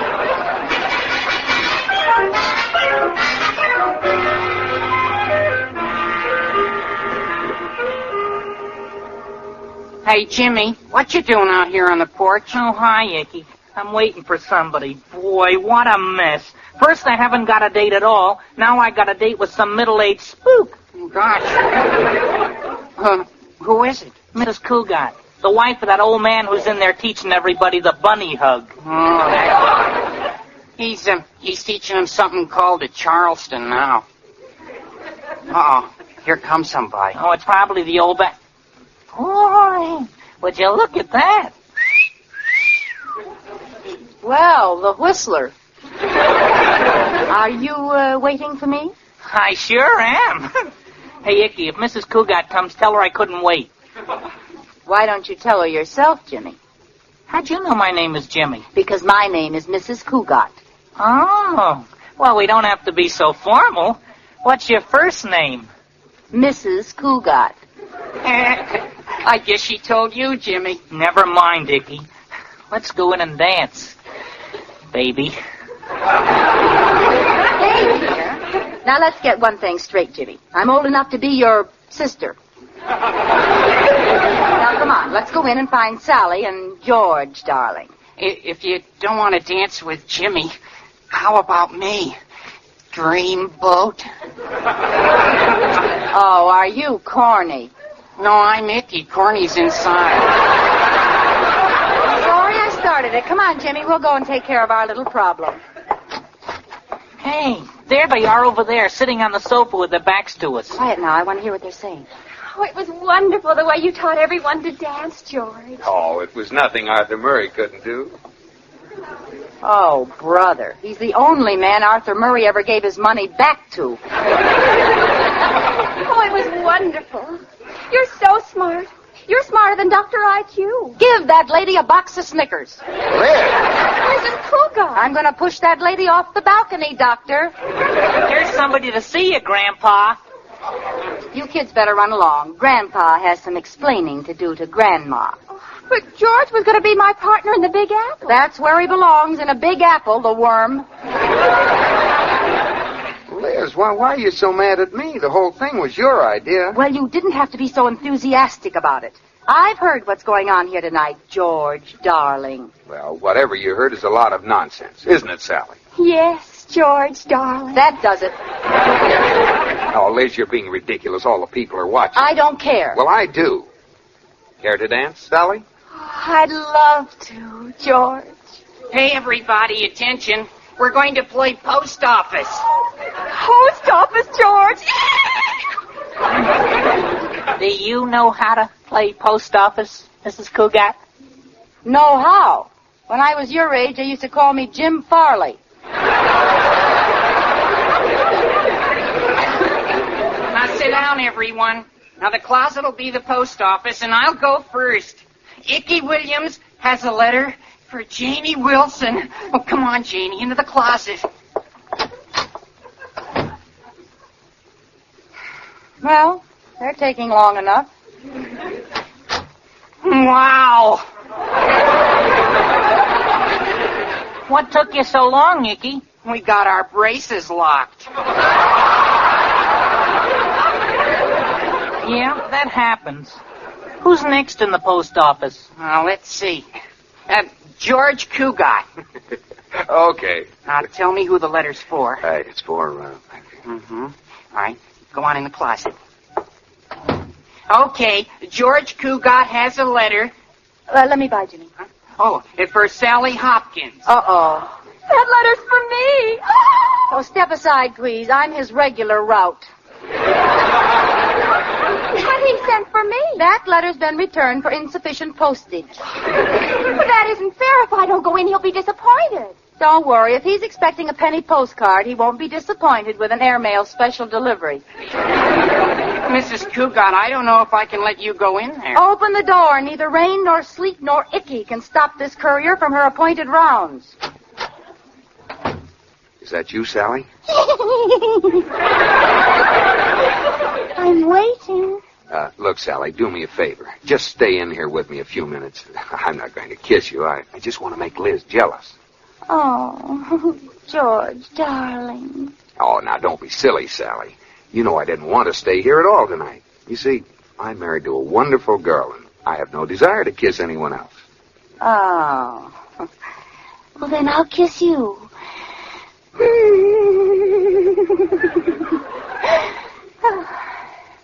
You shouldn't have done that. Do I kiss better than your wife? I can't tell. Kiss me again and I'll tell you. Why, George Cugat. I knew it was you when you kissed me, Liz. You did? Oh, George, you're wonderful. No, don't go out yet. I have a whole slew of letters to mail.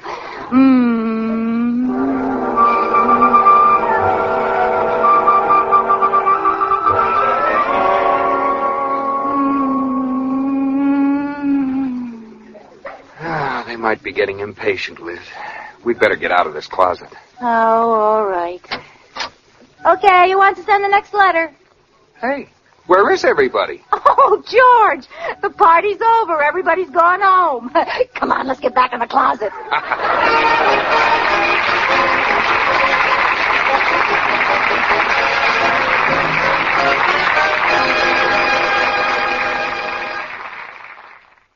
Lemsip is a complete cold treatment. It's made to help lift headache and feverishness, clear your stuffy nose, soothe your tickly throat, and bring you warmth and comfort. Lemsip, a complete cold treatment. Once upon a time there was an engineer. Choo-choo Charlie was his name, we hear. He had an engine and he sure had fun. He used good and plenty candy to make his train run. Charlie says, love my good and plenty. Charlie says, really rings the bell. Charlie says, love my good and plenty. Don't know any other candy that I love so well. Do you know the one-word recipe for cheesecake? Greens, greens, greens, greens, greens, greens, greens, greens, greens. Greens cheesecake. Greens, greens, greens. Greens cheesecake. Sweet crumbly biscuit, smooth tangy filling. Just add milk and butter, made in 10 minutes and no baking. Greens, the one-word recipe for cheesecake. Greens cheesecake. Once upon a time there was an engineer. Choo-choo Charlie was his name, we hear. He had an engine and he sure had fun. He used good and plenty candy to make his train run. Charlie says, love my good and plenty. Charlie says, really rings the bell. Charlie says, love my good and plenty. Don't know any other candy that I love so well. This cord is stronger than steel. It is 3T cord, built into the new G8 by Goodyear. It gives more protective strength. The new multi-bladed thread has a wraparound shoulder design for greater grip, improved steering and cornering. It is built with tough-in non-skid rubber to give more mileage, extra skid resistance. Remember the name and insist on the new G8 by Goodyear. Lemsip is a complete cold treatment. It's made to help lift headache and feverishness, clear your stuffy nose, soothe your tickly throat, and bring you warmth and comfort. Lemsip, a complete cold treatment. When you want a drink to cool your thirst, 7-Up's the one to reach for first. For satisfaction, 7-Up, 7-Up, 7-Up drives thirst away.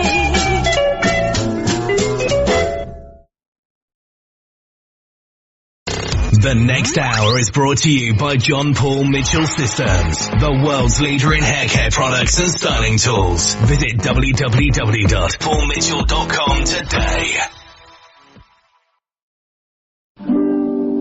You know, some marmalades get some of their tang from added flavoring.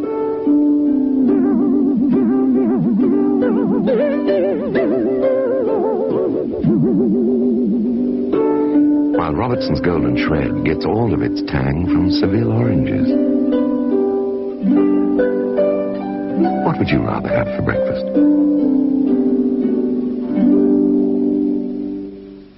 Here, do you know something? If you stop eating Bird's Eye beef burgers and eat these cheap ones, Alright. you'll save Mum enough money to buy me a Leeds United tracksuit. Fantastic. I mean, they look the same, don't they? Might look same, but they don't taste the same. You can't tell difference. Well, I can. The cheap one's yours. Bird's Eye. Somehow other beef burgers just don't taste the same. This cord is stronger than steel. It is 3T cord, built into the new G8 by Goodyear.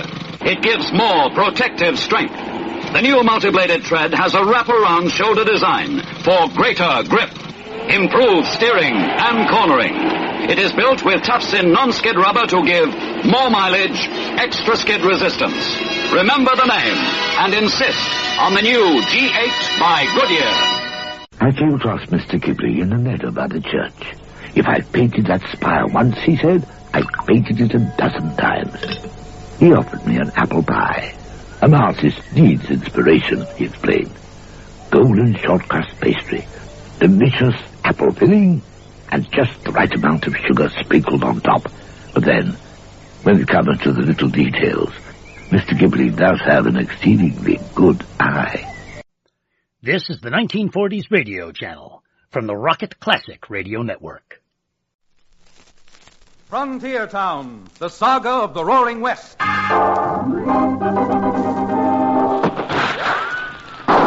Frontier Town. El Paso, Cheyenne, Calgary, Tombstone. Frontier Town.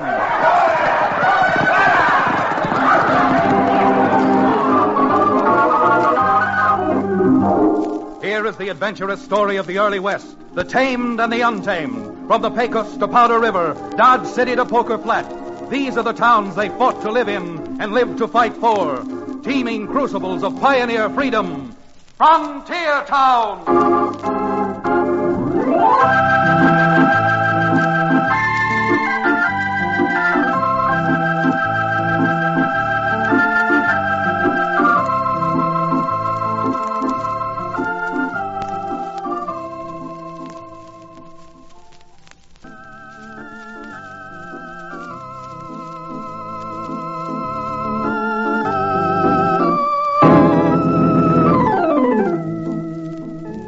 Frontier town, huh?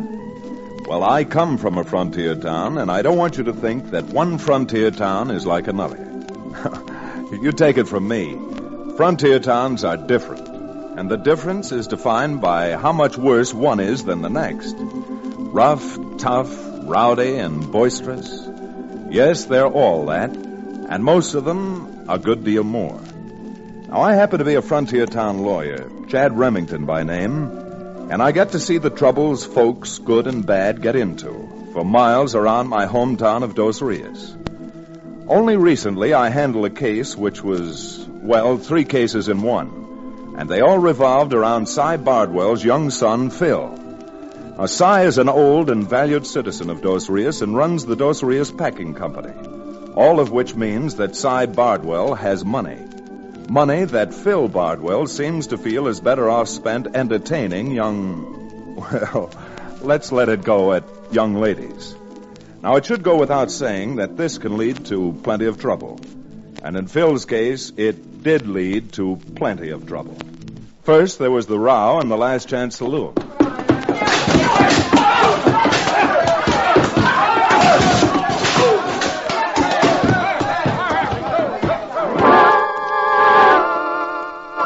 A week after the Last Chance fracas, someone else dared Phil to go for his gun.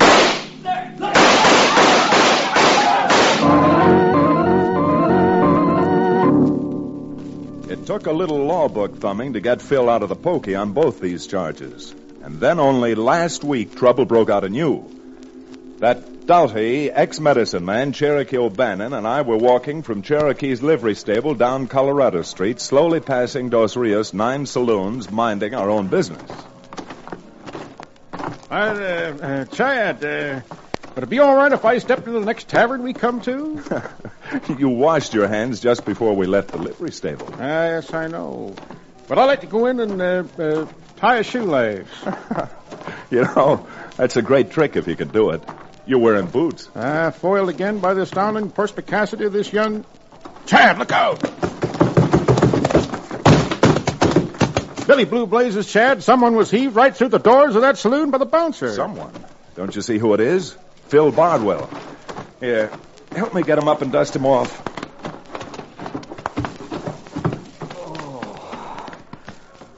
Oh, what hit me? Probably a bung starter, Phil. What happened inside? Well, Never mind what happened. Just tell us if she was a blonde, brunette, or a redhead. Phil, for pity's sake, you keep on getting mixed up in woman trouble, and I'm going to leave you in the calaboose. Now, wait a minute, Chad. You talk as if I go out of my way to get into trouble. Why, you certainly go out of your way to pick on the wrong women. Well, how did I know she was married to the faro dealer? She works there just like the rest of them. How do you know anything, Phil? But there's something you might as well learn right now. I'm through getting you out of trouble, and I'm going to tell your father that it's high time he washed his hands of you. Oh, now, doggone it, Chad. You do that and... Well, you know how Pop is. Yes, I do know how Pop is. And because I do, Cherokee and I are taking you down to his office at the packing house and making you tell him face to face just what happened. Oh, but Chad... When you got into that row at the last chance a few weeks ago, you promised your father then that you were through getting mixed up with women. When I bailed you out after that shooting scrape, you swore up and down that you were turning over a new leaf and leaving women alone. I know, but Chad... But Chad, nothing. Now, come on, young fella. You're going down to face the music right straight now.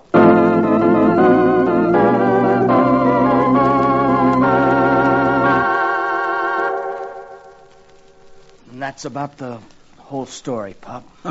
And a fine story it is indeed. We thought it would be better if Phil told you what happened himself. Of all the ungrateful, irresponsible, weak-kneed, troublemaking, clothing store dummies, I'm ashamed to say that my own son, my own flesh and blood, sure takes a cake. But, Pop, if you'd only listen... Only listen, my pet heifer. Every time some new peroxide blonde lands in town, I can bank on you getting into some more trouble. But this time is the last time. What do you mean, Pop? The last time? I mean I'm fed up to here. And so help me, Phil, if you hadn't had the decency to come in and tell me about this yourself, you'd be out in the street without a nickel. I wouldn't be giving you one more chance. Well, you can thank Chad for that. He made me come in and face the music. Forget about it, Phil. If you don't think I'm butting in, Si, what is this final chance you say you're going to give Phil? Well, you know, Chad, as long as I've been running this packing house here in Dos Rios, I've been buying cattle practically all over the state. Yes, as I remember, you bought cattle 600-700 miles away and had them driven up here. That's right. And driving them, as you know, runs off a lot of weight.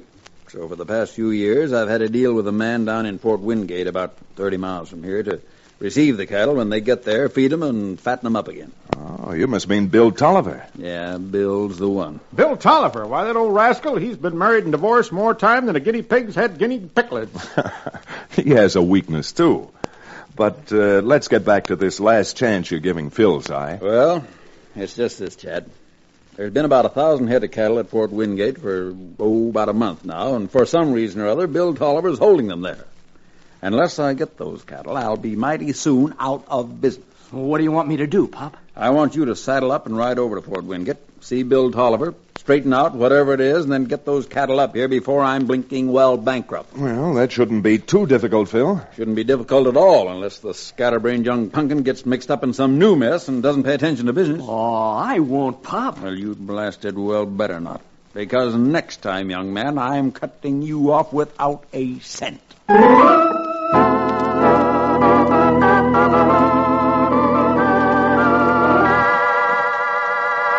I suppose if I'd been a city lawyer, I would have let it go at that.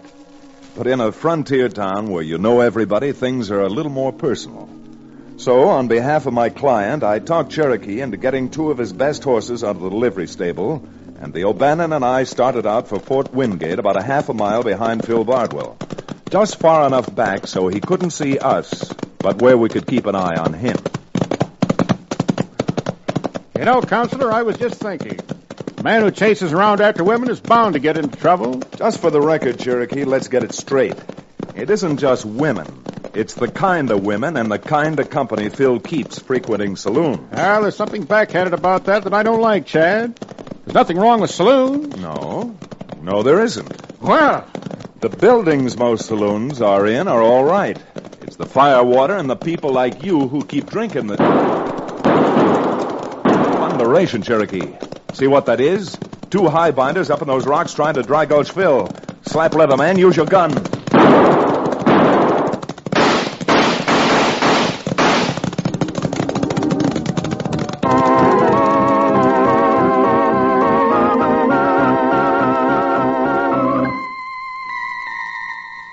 Either our shooting was better than we were entitled to expect, or the blackguards who tried to ventilate Phil's back didn't have any salt.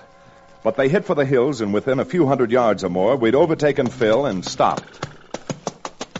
By the beard of Top at the Prophet, Phil, how can you say we were spying on you? Why, Chad and I just happened to have business of our own over at Fort Wingate. Oh, sure. I'll bet Pop sent you over to take care of me. Well, this is one time I'm taking care of myself. Yeah, it sure looks like it. Those two bushwhackers almost took care of you for good. I wonder what they wanted. Who knows? Money, probably. After all, Phil's father is about the wealthiest man in the entire county. Believe me, Chad, I'm grateful for what you did. But this time I've had my eyes open to what a fool I've been, and I want to show Pop I can make good on my own 2 feet. I'm all for that, Phil. And not only because of you, but because if your dad doesn't get that 1,000 head of cattle from Bill Tolliver, well, I'm afraid he's going to be out of business. I know it, Chad. And that's another reason I'm in dead earnest. So, if you don't mind, I'll be climbing back in the saddle and finishing my trip to Bill Tolliver's office.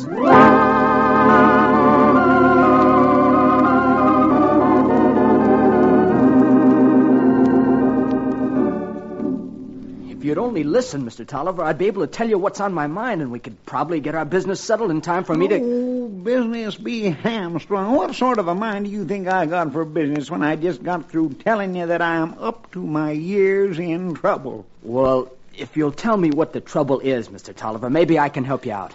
Well, son, it's woman trouble. Dad blamed if I don't think you can help me out. Oh, woman trouble?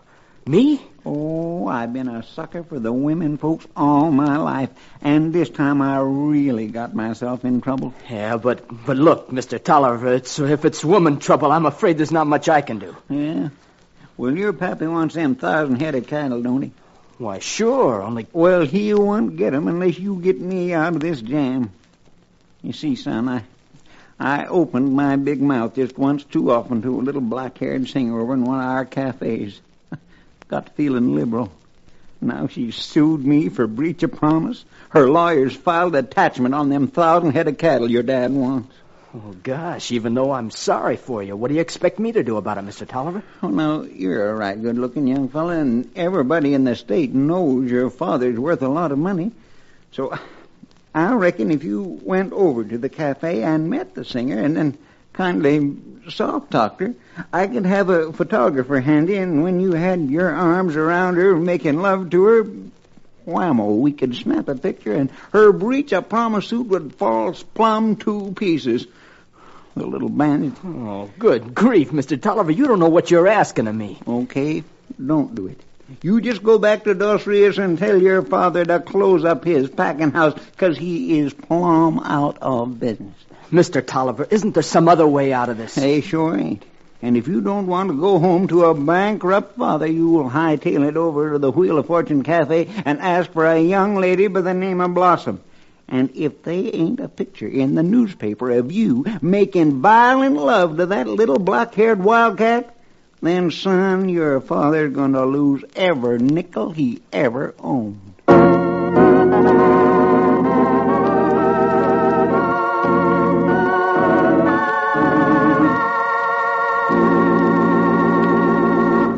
We'll return to the second act of Where Men Are Men, our exciting frontier town adventure, in just a few moments.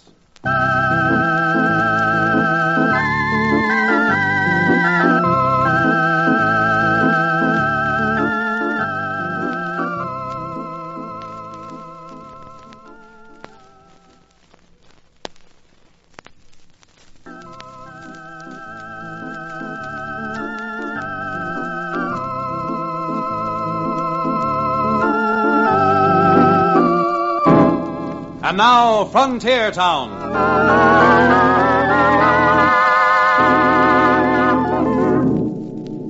Talk about trouble on the frontier. The trouble Phil Bardwell found himself in because of Bill Tolliver and his own past record was trouble anyplace. I've known men to be surrounded on two sides with their backs to the wall and end up dying with their boots on. But Phil Bardwell was surrounded on all four sides. His father, Bill Tolliver, his own reputation, and the mysterious brunette singer at the Wheel of Fortune Cafe who answered to the name of Blossom. Blossom, he says. Probably no more of a blossom than a wilted skunk cabbage. Yeah, well, that's none of your affair. Pop sent me out with a job to do, and by thunder, I'm going to do it. Phil, have you gone completely out of your mind? Your father sent you over here on business. Yes, and it wasn't monkey business either. Look, Chad, I'm in no mood for a lecture. And I've got no time to argue. Oh, thank you to let go of my arm. Now, you look here, Phil. I got you out of trouble once this week, and if you think that you're going... Chad, are you going to let go of my arm? No, by golly. You're going to ruin everything now, but... Maybe this will keep your big mouth shut. If you'll take my advice from now on, you'll make it your business to steer clear of me. Why, you ungrateful little... That's enough, Cherokee. Let the blame fool go. Thanks, Chad. You're being smart. Chad, Very smart. Chad, are you going to stand and let Phil slap you and get away with it? It appears that he has already. I don't know what he's up to now, but by George, I'm keeping an eye on that Wheel of Fortune cafe and finding out just what in thunder is going on.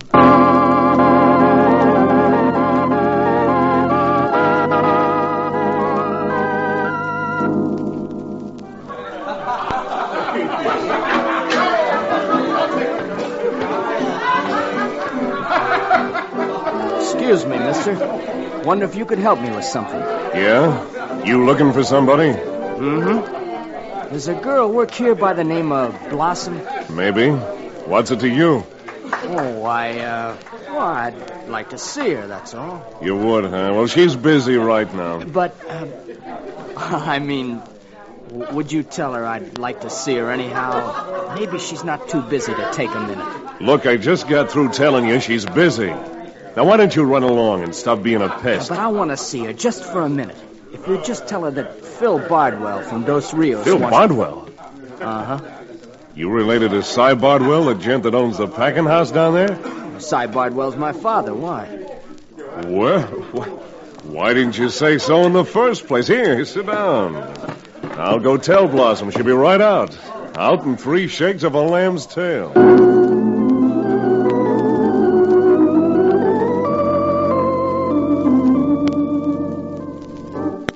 Don't you get the idea, Blossom? That kid's playing right into our hands. No, Boots, I sure don't get the idea. First you have a couple of the boys throw shots at him when he's on his way up here from Dos Rios, and now suddenly you want me to go out and be nice to him. How did I know he was going to walk in here just begging to be taken? Oh, this is better than I could even dream of. I know. But what's better about it?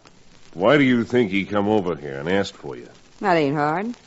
Going to try to talk me out of the breach of promise suit against Tolliver so his old man can get his cattle released. Yeah, sure. Only he don't know that we know what he's after. So? So, if we play our cards right, we can collect from Tolliver and Phil Bardwell's old man. And how do you figure that? All you gotta do is do just what you did with old man Tolliver. Only in the kid's case, it's gonna be easier.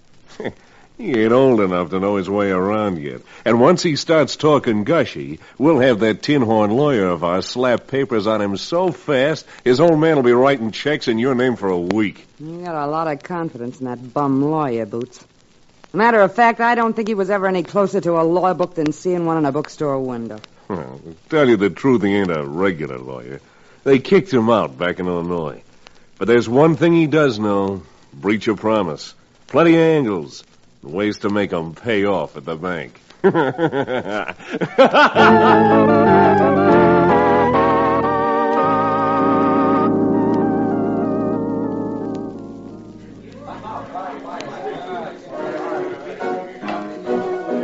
But, Phil, darling, how did you happen to come all the way down to Fort Wingate and out of this whole big town just ask to meet me? Why, honey, a girl as beautiful as you are gets a reputation. And in this country, the news of a beautiful woman travels twice as fast as a prairie fire. Oh, Phil, you're so sweet to say things like that, even though I know they're not true. Oh, you men are such liars. Yeah, but I'm not. I meant every word I said about your reputation. I hope you're telling the truth. When a girl's had to earn her own way like me, she learns to mistrust men. The only thing that's going to keep me going is the hope that someday I might find someone I could trust who'd take me away from all this. Oh, well, in that case, you just trust me, Blossom. The way I feel now, I expect to be able to take you away. To take you away real soon.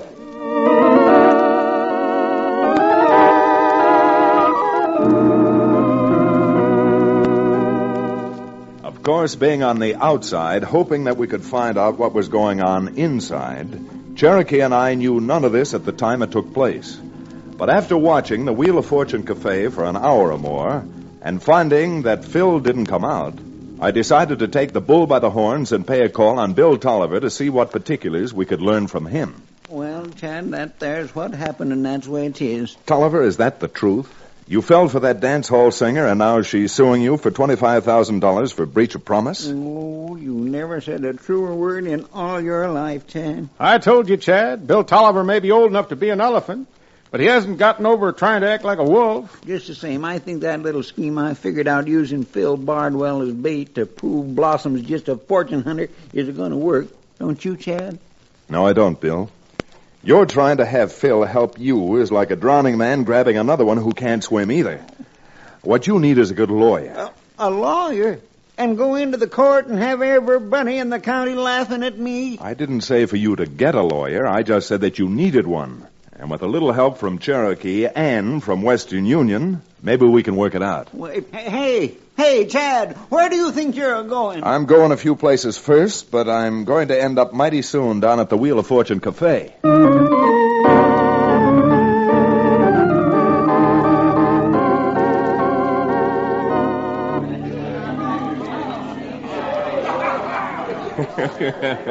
Well, Phil, my boy, as much as I hate to lose Blossom, I'm sure you'll make her a good husband. And just to show you my heart's in the right place, we're going to celebrate with champagne on the house. Oh, now, wait a minute. I haven't said anything but about... darling, if Boots wants to buy us some champagne, we've got to be polite and Sure, let him. Phil. You might as well drown your troubles in champagne. That is, if this gent can afford to buy enough. Because the champagne it would take to drown your troubles would be enough to float a battleship. Who is this man, Phil? Yeah, and what's he doing butting in? To make it short and to the point, I happen to be a friend of this youngster's father. I think you get the idea. Why, Just a minute, Blossom. I'll handle this.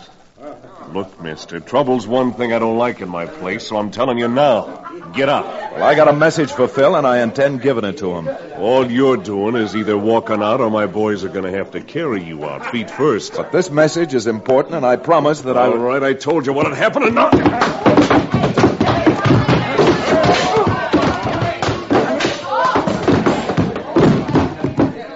Great Scott, Boots, you knocked him out. yeah. Ain't it a shame? Now I'm going to throw him out. Hey, Al, Murph, toss this body out into the street. Okay, boss. Come on, Al.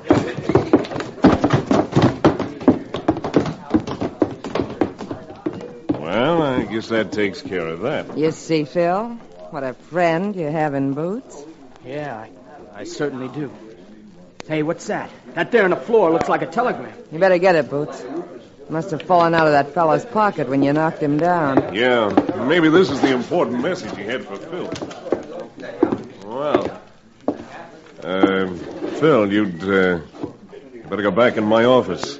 I'll have the champagne served in there. Yeah, but I want to You know... want Al and Murph to escort you back? That's better, son. Now get moving. Boots, what's in that telegram? Plenty. It's from the kid's father, Cy Bardwell. Says he suspects we're trying to run a badger game on Bill Tolliver. He's asked the governor to send down a special investigator. The guy arrives on the late afternoon stage. Good night. The state's attorney's office gets into this. You know where we'll end up, Boots. In the penitentiary. Yeah, but there's still an if. If Mr. Investigator arrives. If he arrives. But he's on the stagecoach now, Boots. Oh, sure he's on it. But that don't say that we ain't gonna stop that coach, take the gent off, and have one of our own boys take over his clothes and papers and come down here and whitewash us. Now, you get back in my office and keep the kid there, Blossom. Me and the boys, we got business.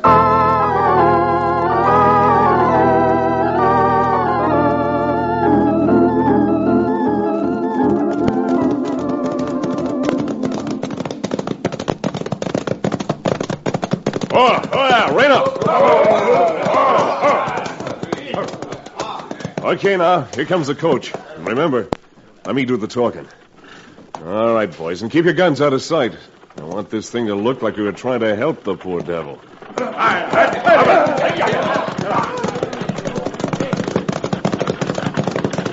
Hey, driver, wait a minute. It's the U.S. Marshal's posse. Wait up! The marshal got word of special investigators on his way to Fort Wingate from the state capitol. Any of you men inside the man? Because we're supposed to take you to town through a back trail. The marshal suspects some trouble. Yes, I'm the special investigator. Well, come on, get out. We got a horse here for you. I'll open the door, will you? All right-o. There you are. Come on. Now, hold on a minute. You men are marshals. Where are your badges? Hey, look, brother, you're just wasting time. Now, come on, get out. We'll show you our identification later. You'd better show it now, Boots, or you'll end up with some holes in your chest where your badges ought to be. Good boy, Chad. Boy, you troublemaker. What are you doing hiding in that coach? Getting ready to take you to jail for attempted kidnapping. Chad, look out. Billy Blue Blazes, Chad. Those buzzards may end up in jail tomorrow, but right now we'd better take them down to the doctors and get their hands bandaged up.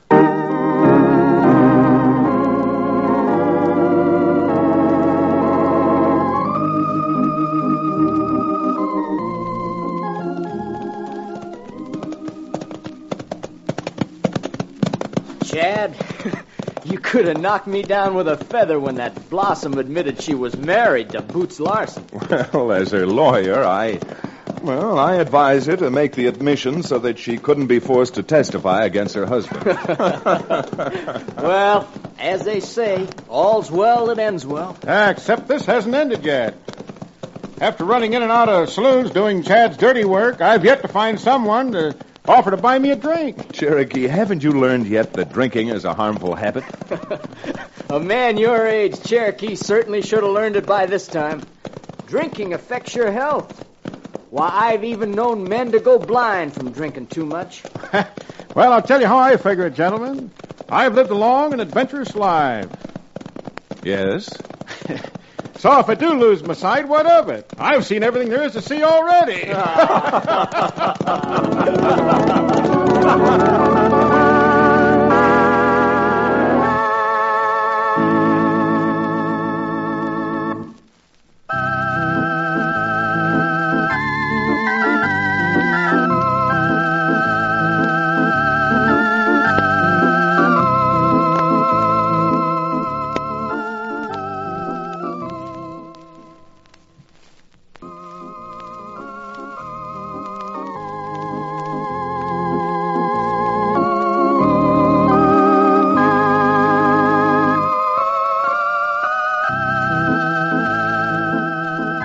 Frontier Town, starring Reed Hadley and featuring Wade Crosby, is a Broadcasters Program Syndicate production. Supervision and direction by Paul Franklin. Music written and played by Ivan Ditmars.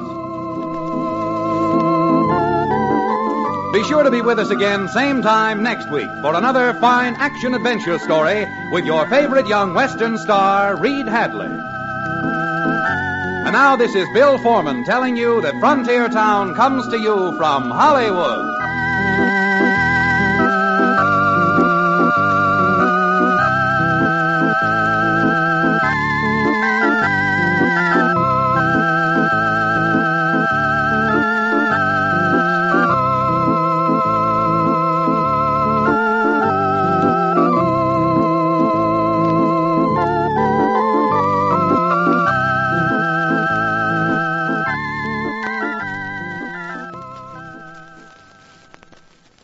When you want a drink to cool your thirst, 7-Up's the one to reach for first. For satisfaction, 7-Up, 7-Up, 7-Up drives thirst away.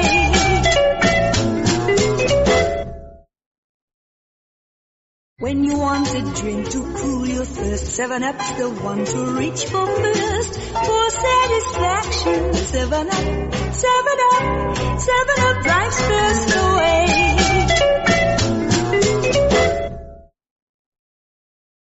Once upon a time there was an engineer.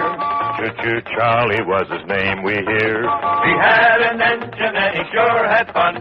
He used good and plenty candy to make his train run. Charlie says, love my good and plenty. Charlie says, really rings the bell. Charlie says, love my good and plenty. Don't know any other candy that I love so well. I've been gardening in white gloves. Just to prove that dirt can't hide from new Tide. Tide's been intensified to bring you cleanness no other low-priced powder can beat. I'm going to hide these filthy gloves in the pockets of these cords. Too tough a test for a low-priced powder? Not for new Tide. Now for those hidden gloves. How's that for cleanness? Proof that dirt just can't hide from intensified Tide. Try it. Once upon a time there was an engineer. Choo-choo Charlie was his name, we hear. He had an engine and he sure had fun. He used good and plenty candy to make his train run. Charlie says, love my good and plenty. Charlie says, really rings the bell. Charlie says, love my good and plenty. Don't know any other candy that I love so well. The next hour is brought to you by John Paul Mitchell Systems, the world's leader in hair care products and styling tools. Visit www.paulmitchell.com today.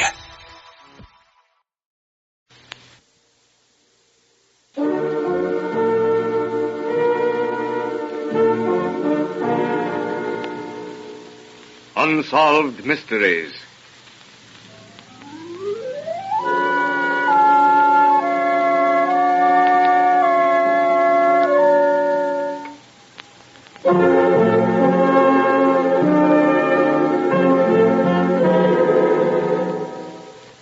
Out of deference to persons who may still be living, character names in some of these true unsolved mysteries have been changed. Few mysteries can compare in their intrigue with those mysteries that deal with the mind. And he is bold indeed who says that he understands that realm in which the mind holds sway, as witness the extraordinary case of the hypnotist.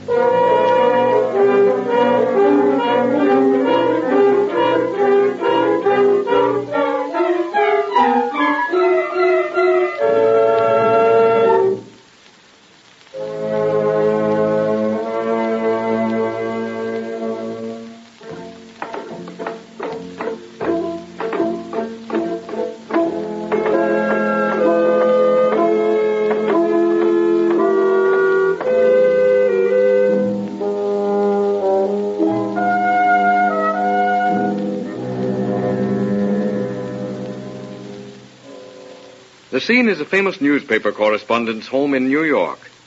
The occasion, the publishing of a book dealing with better than 20 years of headline hunting.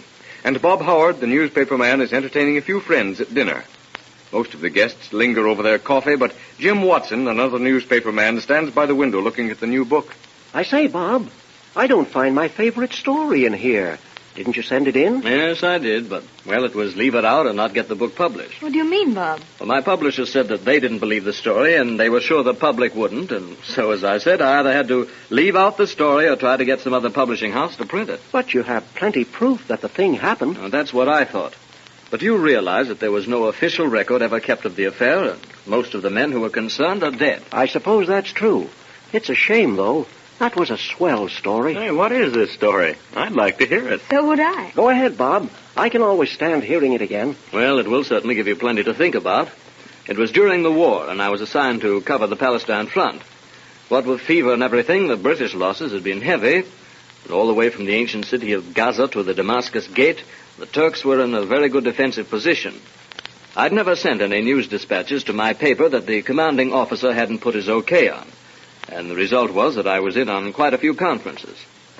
It was night, typical Oriental night, and the staff officers were seated in the old man's tent discussing the situation. As the situation is now, gentlemen, we daren't advance. Just how many of these fever and dysentery cases will be ready for active duty in the next 30 days, I don't know. We'll hear later on that. McPherson will be over from the hospital with a report. But the main thing is we don't want to spend the hot weather here. The Turks are firmly entrenched, and yet we don't want to retreat. No possibility of reinforcements, sir? Not a chance. They need all they can get on the Western Front. Well, if we could only get behind them at, say, LG. Yes, Colonel, if we could, but we can't. And hoping won't change it. Colonel MacPherson reporting, sir. Yes. Well, Mac, what is the medical report? Afraid you can't count on very many, sir. Not for 90 days, at least. Those cases are pretty bad, but... Yes, Mac? Well, I hesitate to tell you this, but we've just had something happened. Yes, go ahead. But I'd rather you come over to the hospital yourself and see for yourself, sir. All of us? Yes. Yes, I'm a doctor, but there's something happened over there that I don't know anything about. 15 minutes later, the staff officers are seated in the medical officer's tent. Through the mosquito netting, the long rows of cots are barely visible in the dim light of a lantern swinging from the tent pole. Colonel MacPherson enters the tent, and behind him a nurse. Nurse? Will you send one of the orderlies for Ahmed? Yes, sir. And have the patient moved to the officer's tent? Yes, sir. Gentlemen, you know we've been trying to do something for these shell-shocked cases. You know, these fellows who can't turn to the left or to the right, or who can't sit down without someone assisting them. You know the type. Of course we do. I certainly do. Well, recently we've been trying hypnosis, and Ahmed, a Persian, has been very successful. But tonight... Here is Ahmed, Colonel. Oh, splendid, splendid. Come this way, gentlemen. Certainly, right. Gentlemen, this is Ahmed. Ahmed has studied medicine at Hamadan, and he has studied hypnosis under the famous German scientist who has taken a rest cure at Anzali. Here is the patient, sir. Oh, yes. And the hospital records. Thank you, nurse. Knew the records. Name, Brown. Rank, corporal. Regiment, Army Service Corps Mechanical Transport. Classification, driver. That all correct? Yes, sir. Where were you born? I was born in South Kensington, sir. You talk no foreign languages? Not me, sir. Not a blooming one, sir. You're perfectly willing to be placed under hypnosis by Dr. Ahmed? Yes, sir. How yes, sir. All right, Ahmed. You will sit down here, please. Now, close your eyes. Now, breathe deeply. Ahmed runs his slender fingers over Brown's forehead. The tenseness leaves Brown's body, and with a sigh, almost a sigh of relief, Brown settles back in the chair. Fascinated, the officers watch Ahmed, who steps back, folds his arms, and fixes his gaze steadily on the man in the camp chair. Your name? Cedric. You know where you are? In the Holy Land. You know why you are here? To destroy the unchristian Saracens. Who is your leader? Richard. Good heavens, he thinks he is in the crusade. Quiet. Do not get him excited, please. Thank you. Now, Cedric, tell me, do you know this territory? Yes, every inch of it. Think deeply. Is there another road leading to LG? Yes. Get the parchment and pens, and I will show. It lies beyond Elman. But parchment, I will show you. Paper and pencil is placed before him. With eyes staring ahead and seeing nothing, Brown takes the pencil and begins tracing lines on the paper. Amazement fills the faces of the officers as the map takes shape. They hold their breath as the pencil stops. Here, hidden among the red sandstone rocks, lies the other road to Elge. The other road to Elge. And victory. What an amazing story. I can hardly believe it. It is amazing. The amazing part of it was that the rough map that Brown drew that night covered most of the territory that was fought over during the finish of the war. And the map was accurate? Accurate enough for the British to use in getting to Elge? It certainly was. In less than 24 hours, columns of infantry had moved into the red sandstone defile, and Johnny Turk realized too late that ancient Gaza was not, as they had supposed, an impregnable city. Then was this Brown a reincarnation of Cedric? Oh, I hardly think so. No, I don't believe that is the explanation. Then you have an explanation. Not my explanation, but I can assure you that I went searching for one. In just a moment, you will hear a solution to the mystery of the hypnotist.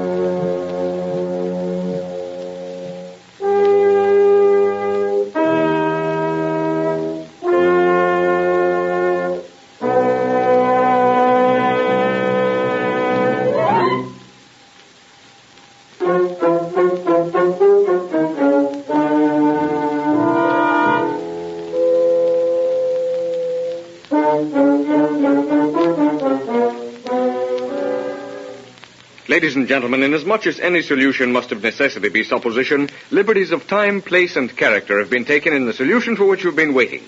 The scene is once again the home of the newspaper correspondent, Bob Howard, who continues his story. Quite possibly. If someone had told me the story, I would not have believed it. But here I was, sitting there, listening to an uneducated mechanical transport driver speaking in the voice and personality of a man called Cedric, who'd undoubtedly served in the Crusades under Richard the Lionhearted. There was no possible way in which the transport driver could have known of that defile through the mountains? Not a chance. Even our intelligence didn't know of it. Although later on we did find a Bible student who pointed out that the children of Israel had used the defile in their fight against the Canaanites. You said that you went searching for an explanation. Yes, and found that there were other instances of similar happenings.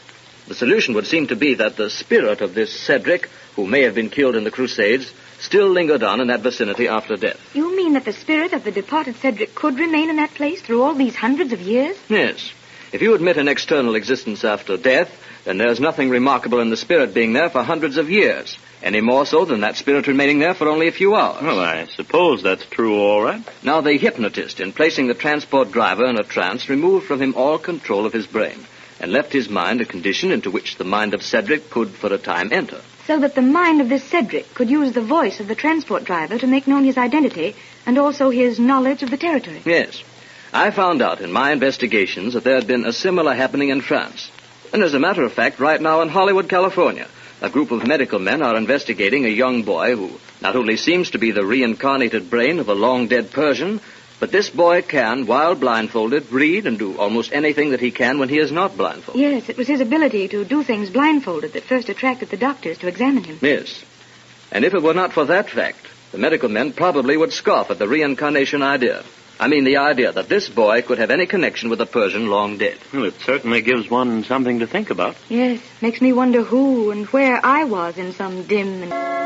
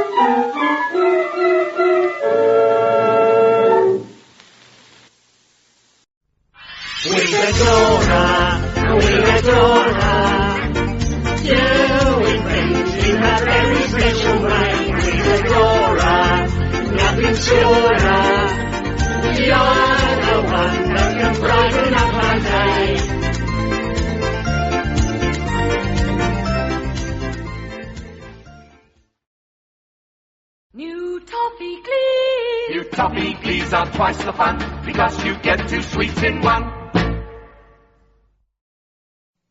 This is the 1940s radio channel from the Rocket Classic Radio Network.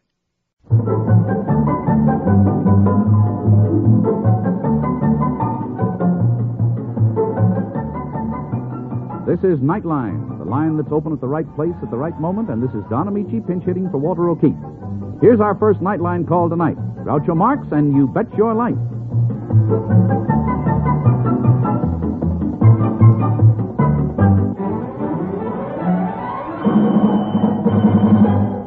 And George, you tell us, what's tonight's secret word? Ladies and gentlemen, the secret word tonight is hand. H-A-N-D. Ham? Oh, that's me, huh? You bet your life.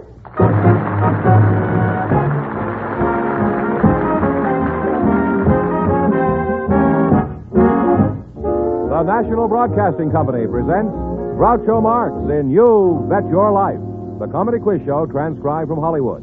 Groucho meets our first contestants in just 1 minute. Melissa Allenby wanted to weep. She had just married off her only daughter, and now she was alone in the world. At least she thought she was alone. Poor Melissa, she didn't even have time to treat herself to a good, healthy cry before a hungry, homely, and bedraggled 16-year-old waif came wandering into her home with a fantastic and romantic tale about how her father had left her to fend for herself. This is Ed Hurley, your host on My True Story. You'll be amused and delighted by Melissa Allenby as she sets about transforming a teenage ragamuffin into a lovely young lady, and as she transforms her own life in the process. My True Story, America's #1 morning radio program, is heard every weekday on NBC. So enjoy My True Story for drama and My True Story's companion program, NBC Bandstand, for music and lighthearted entertainment.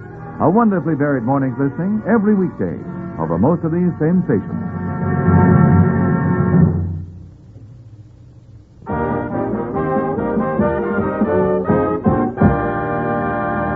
Here he is, the one, the only...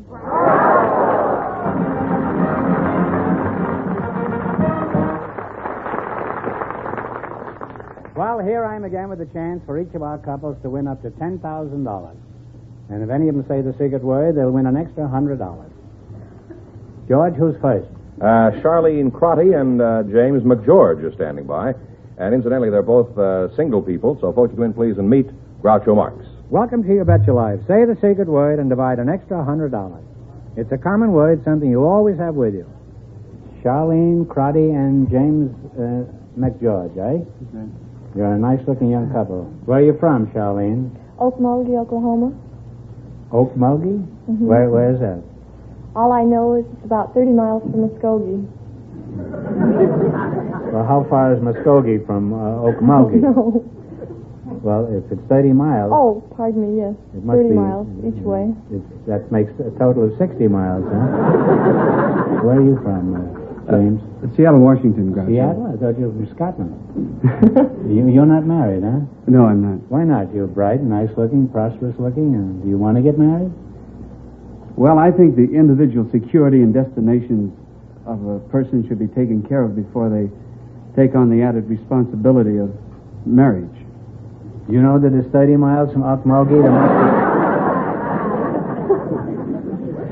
In other words, what you're saying is that you want to know where you're going before you get married, huh?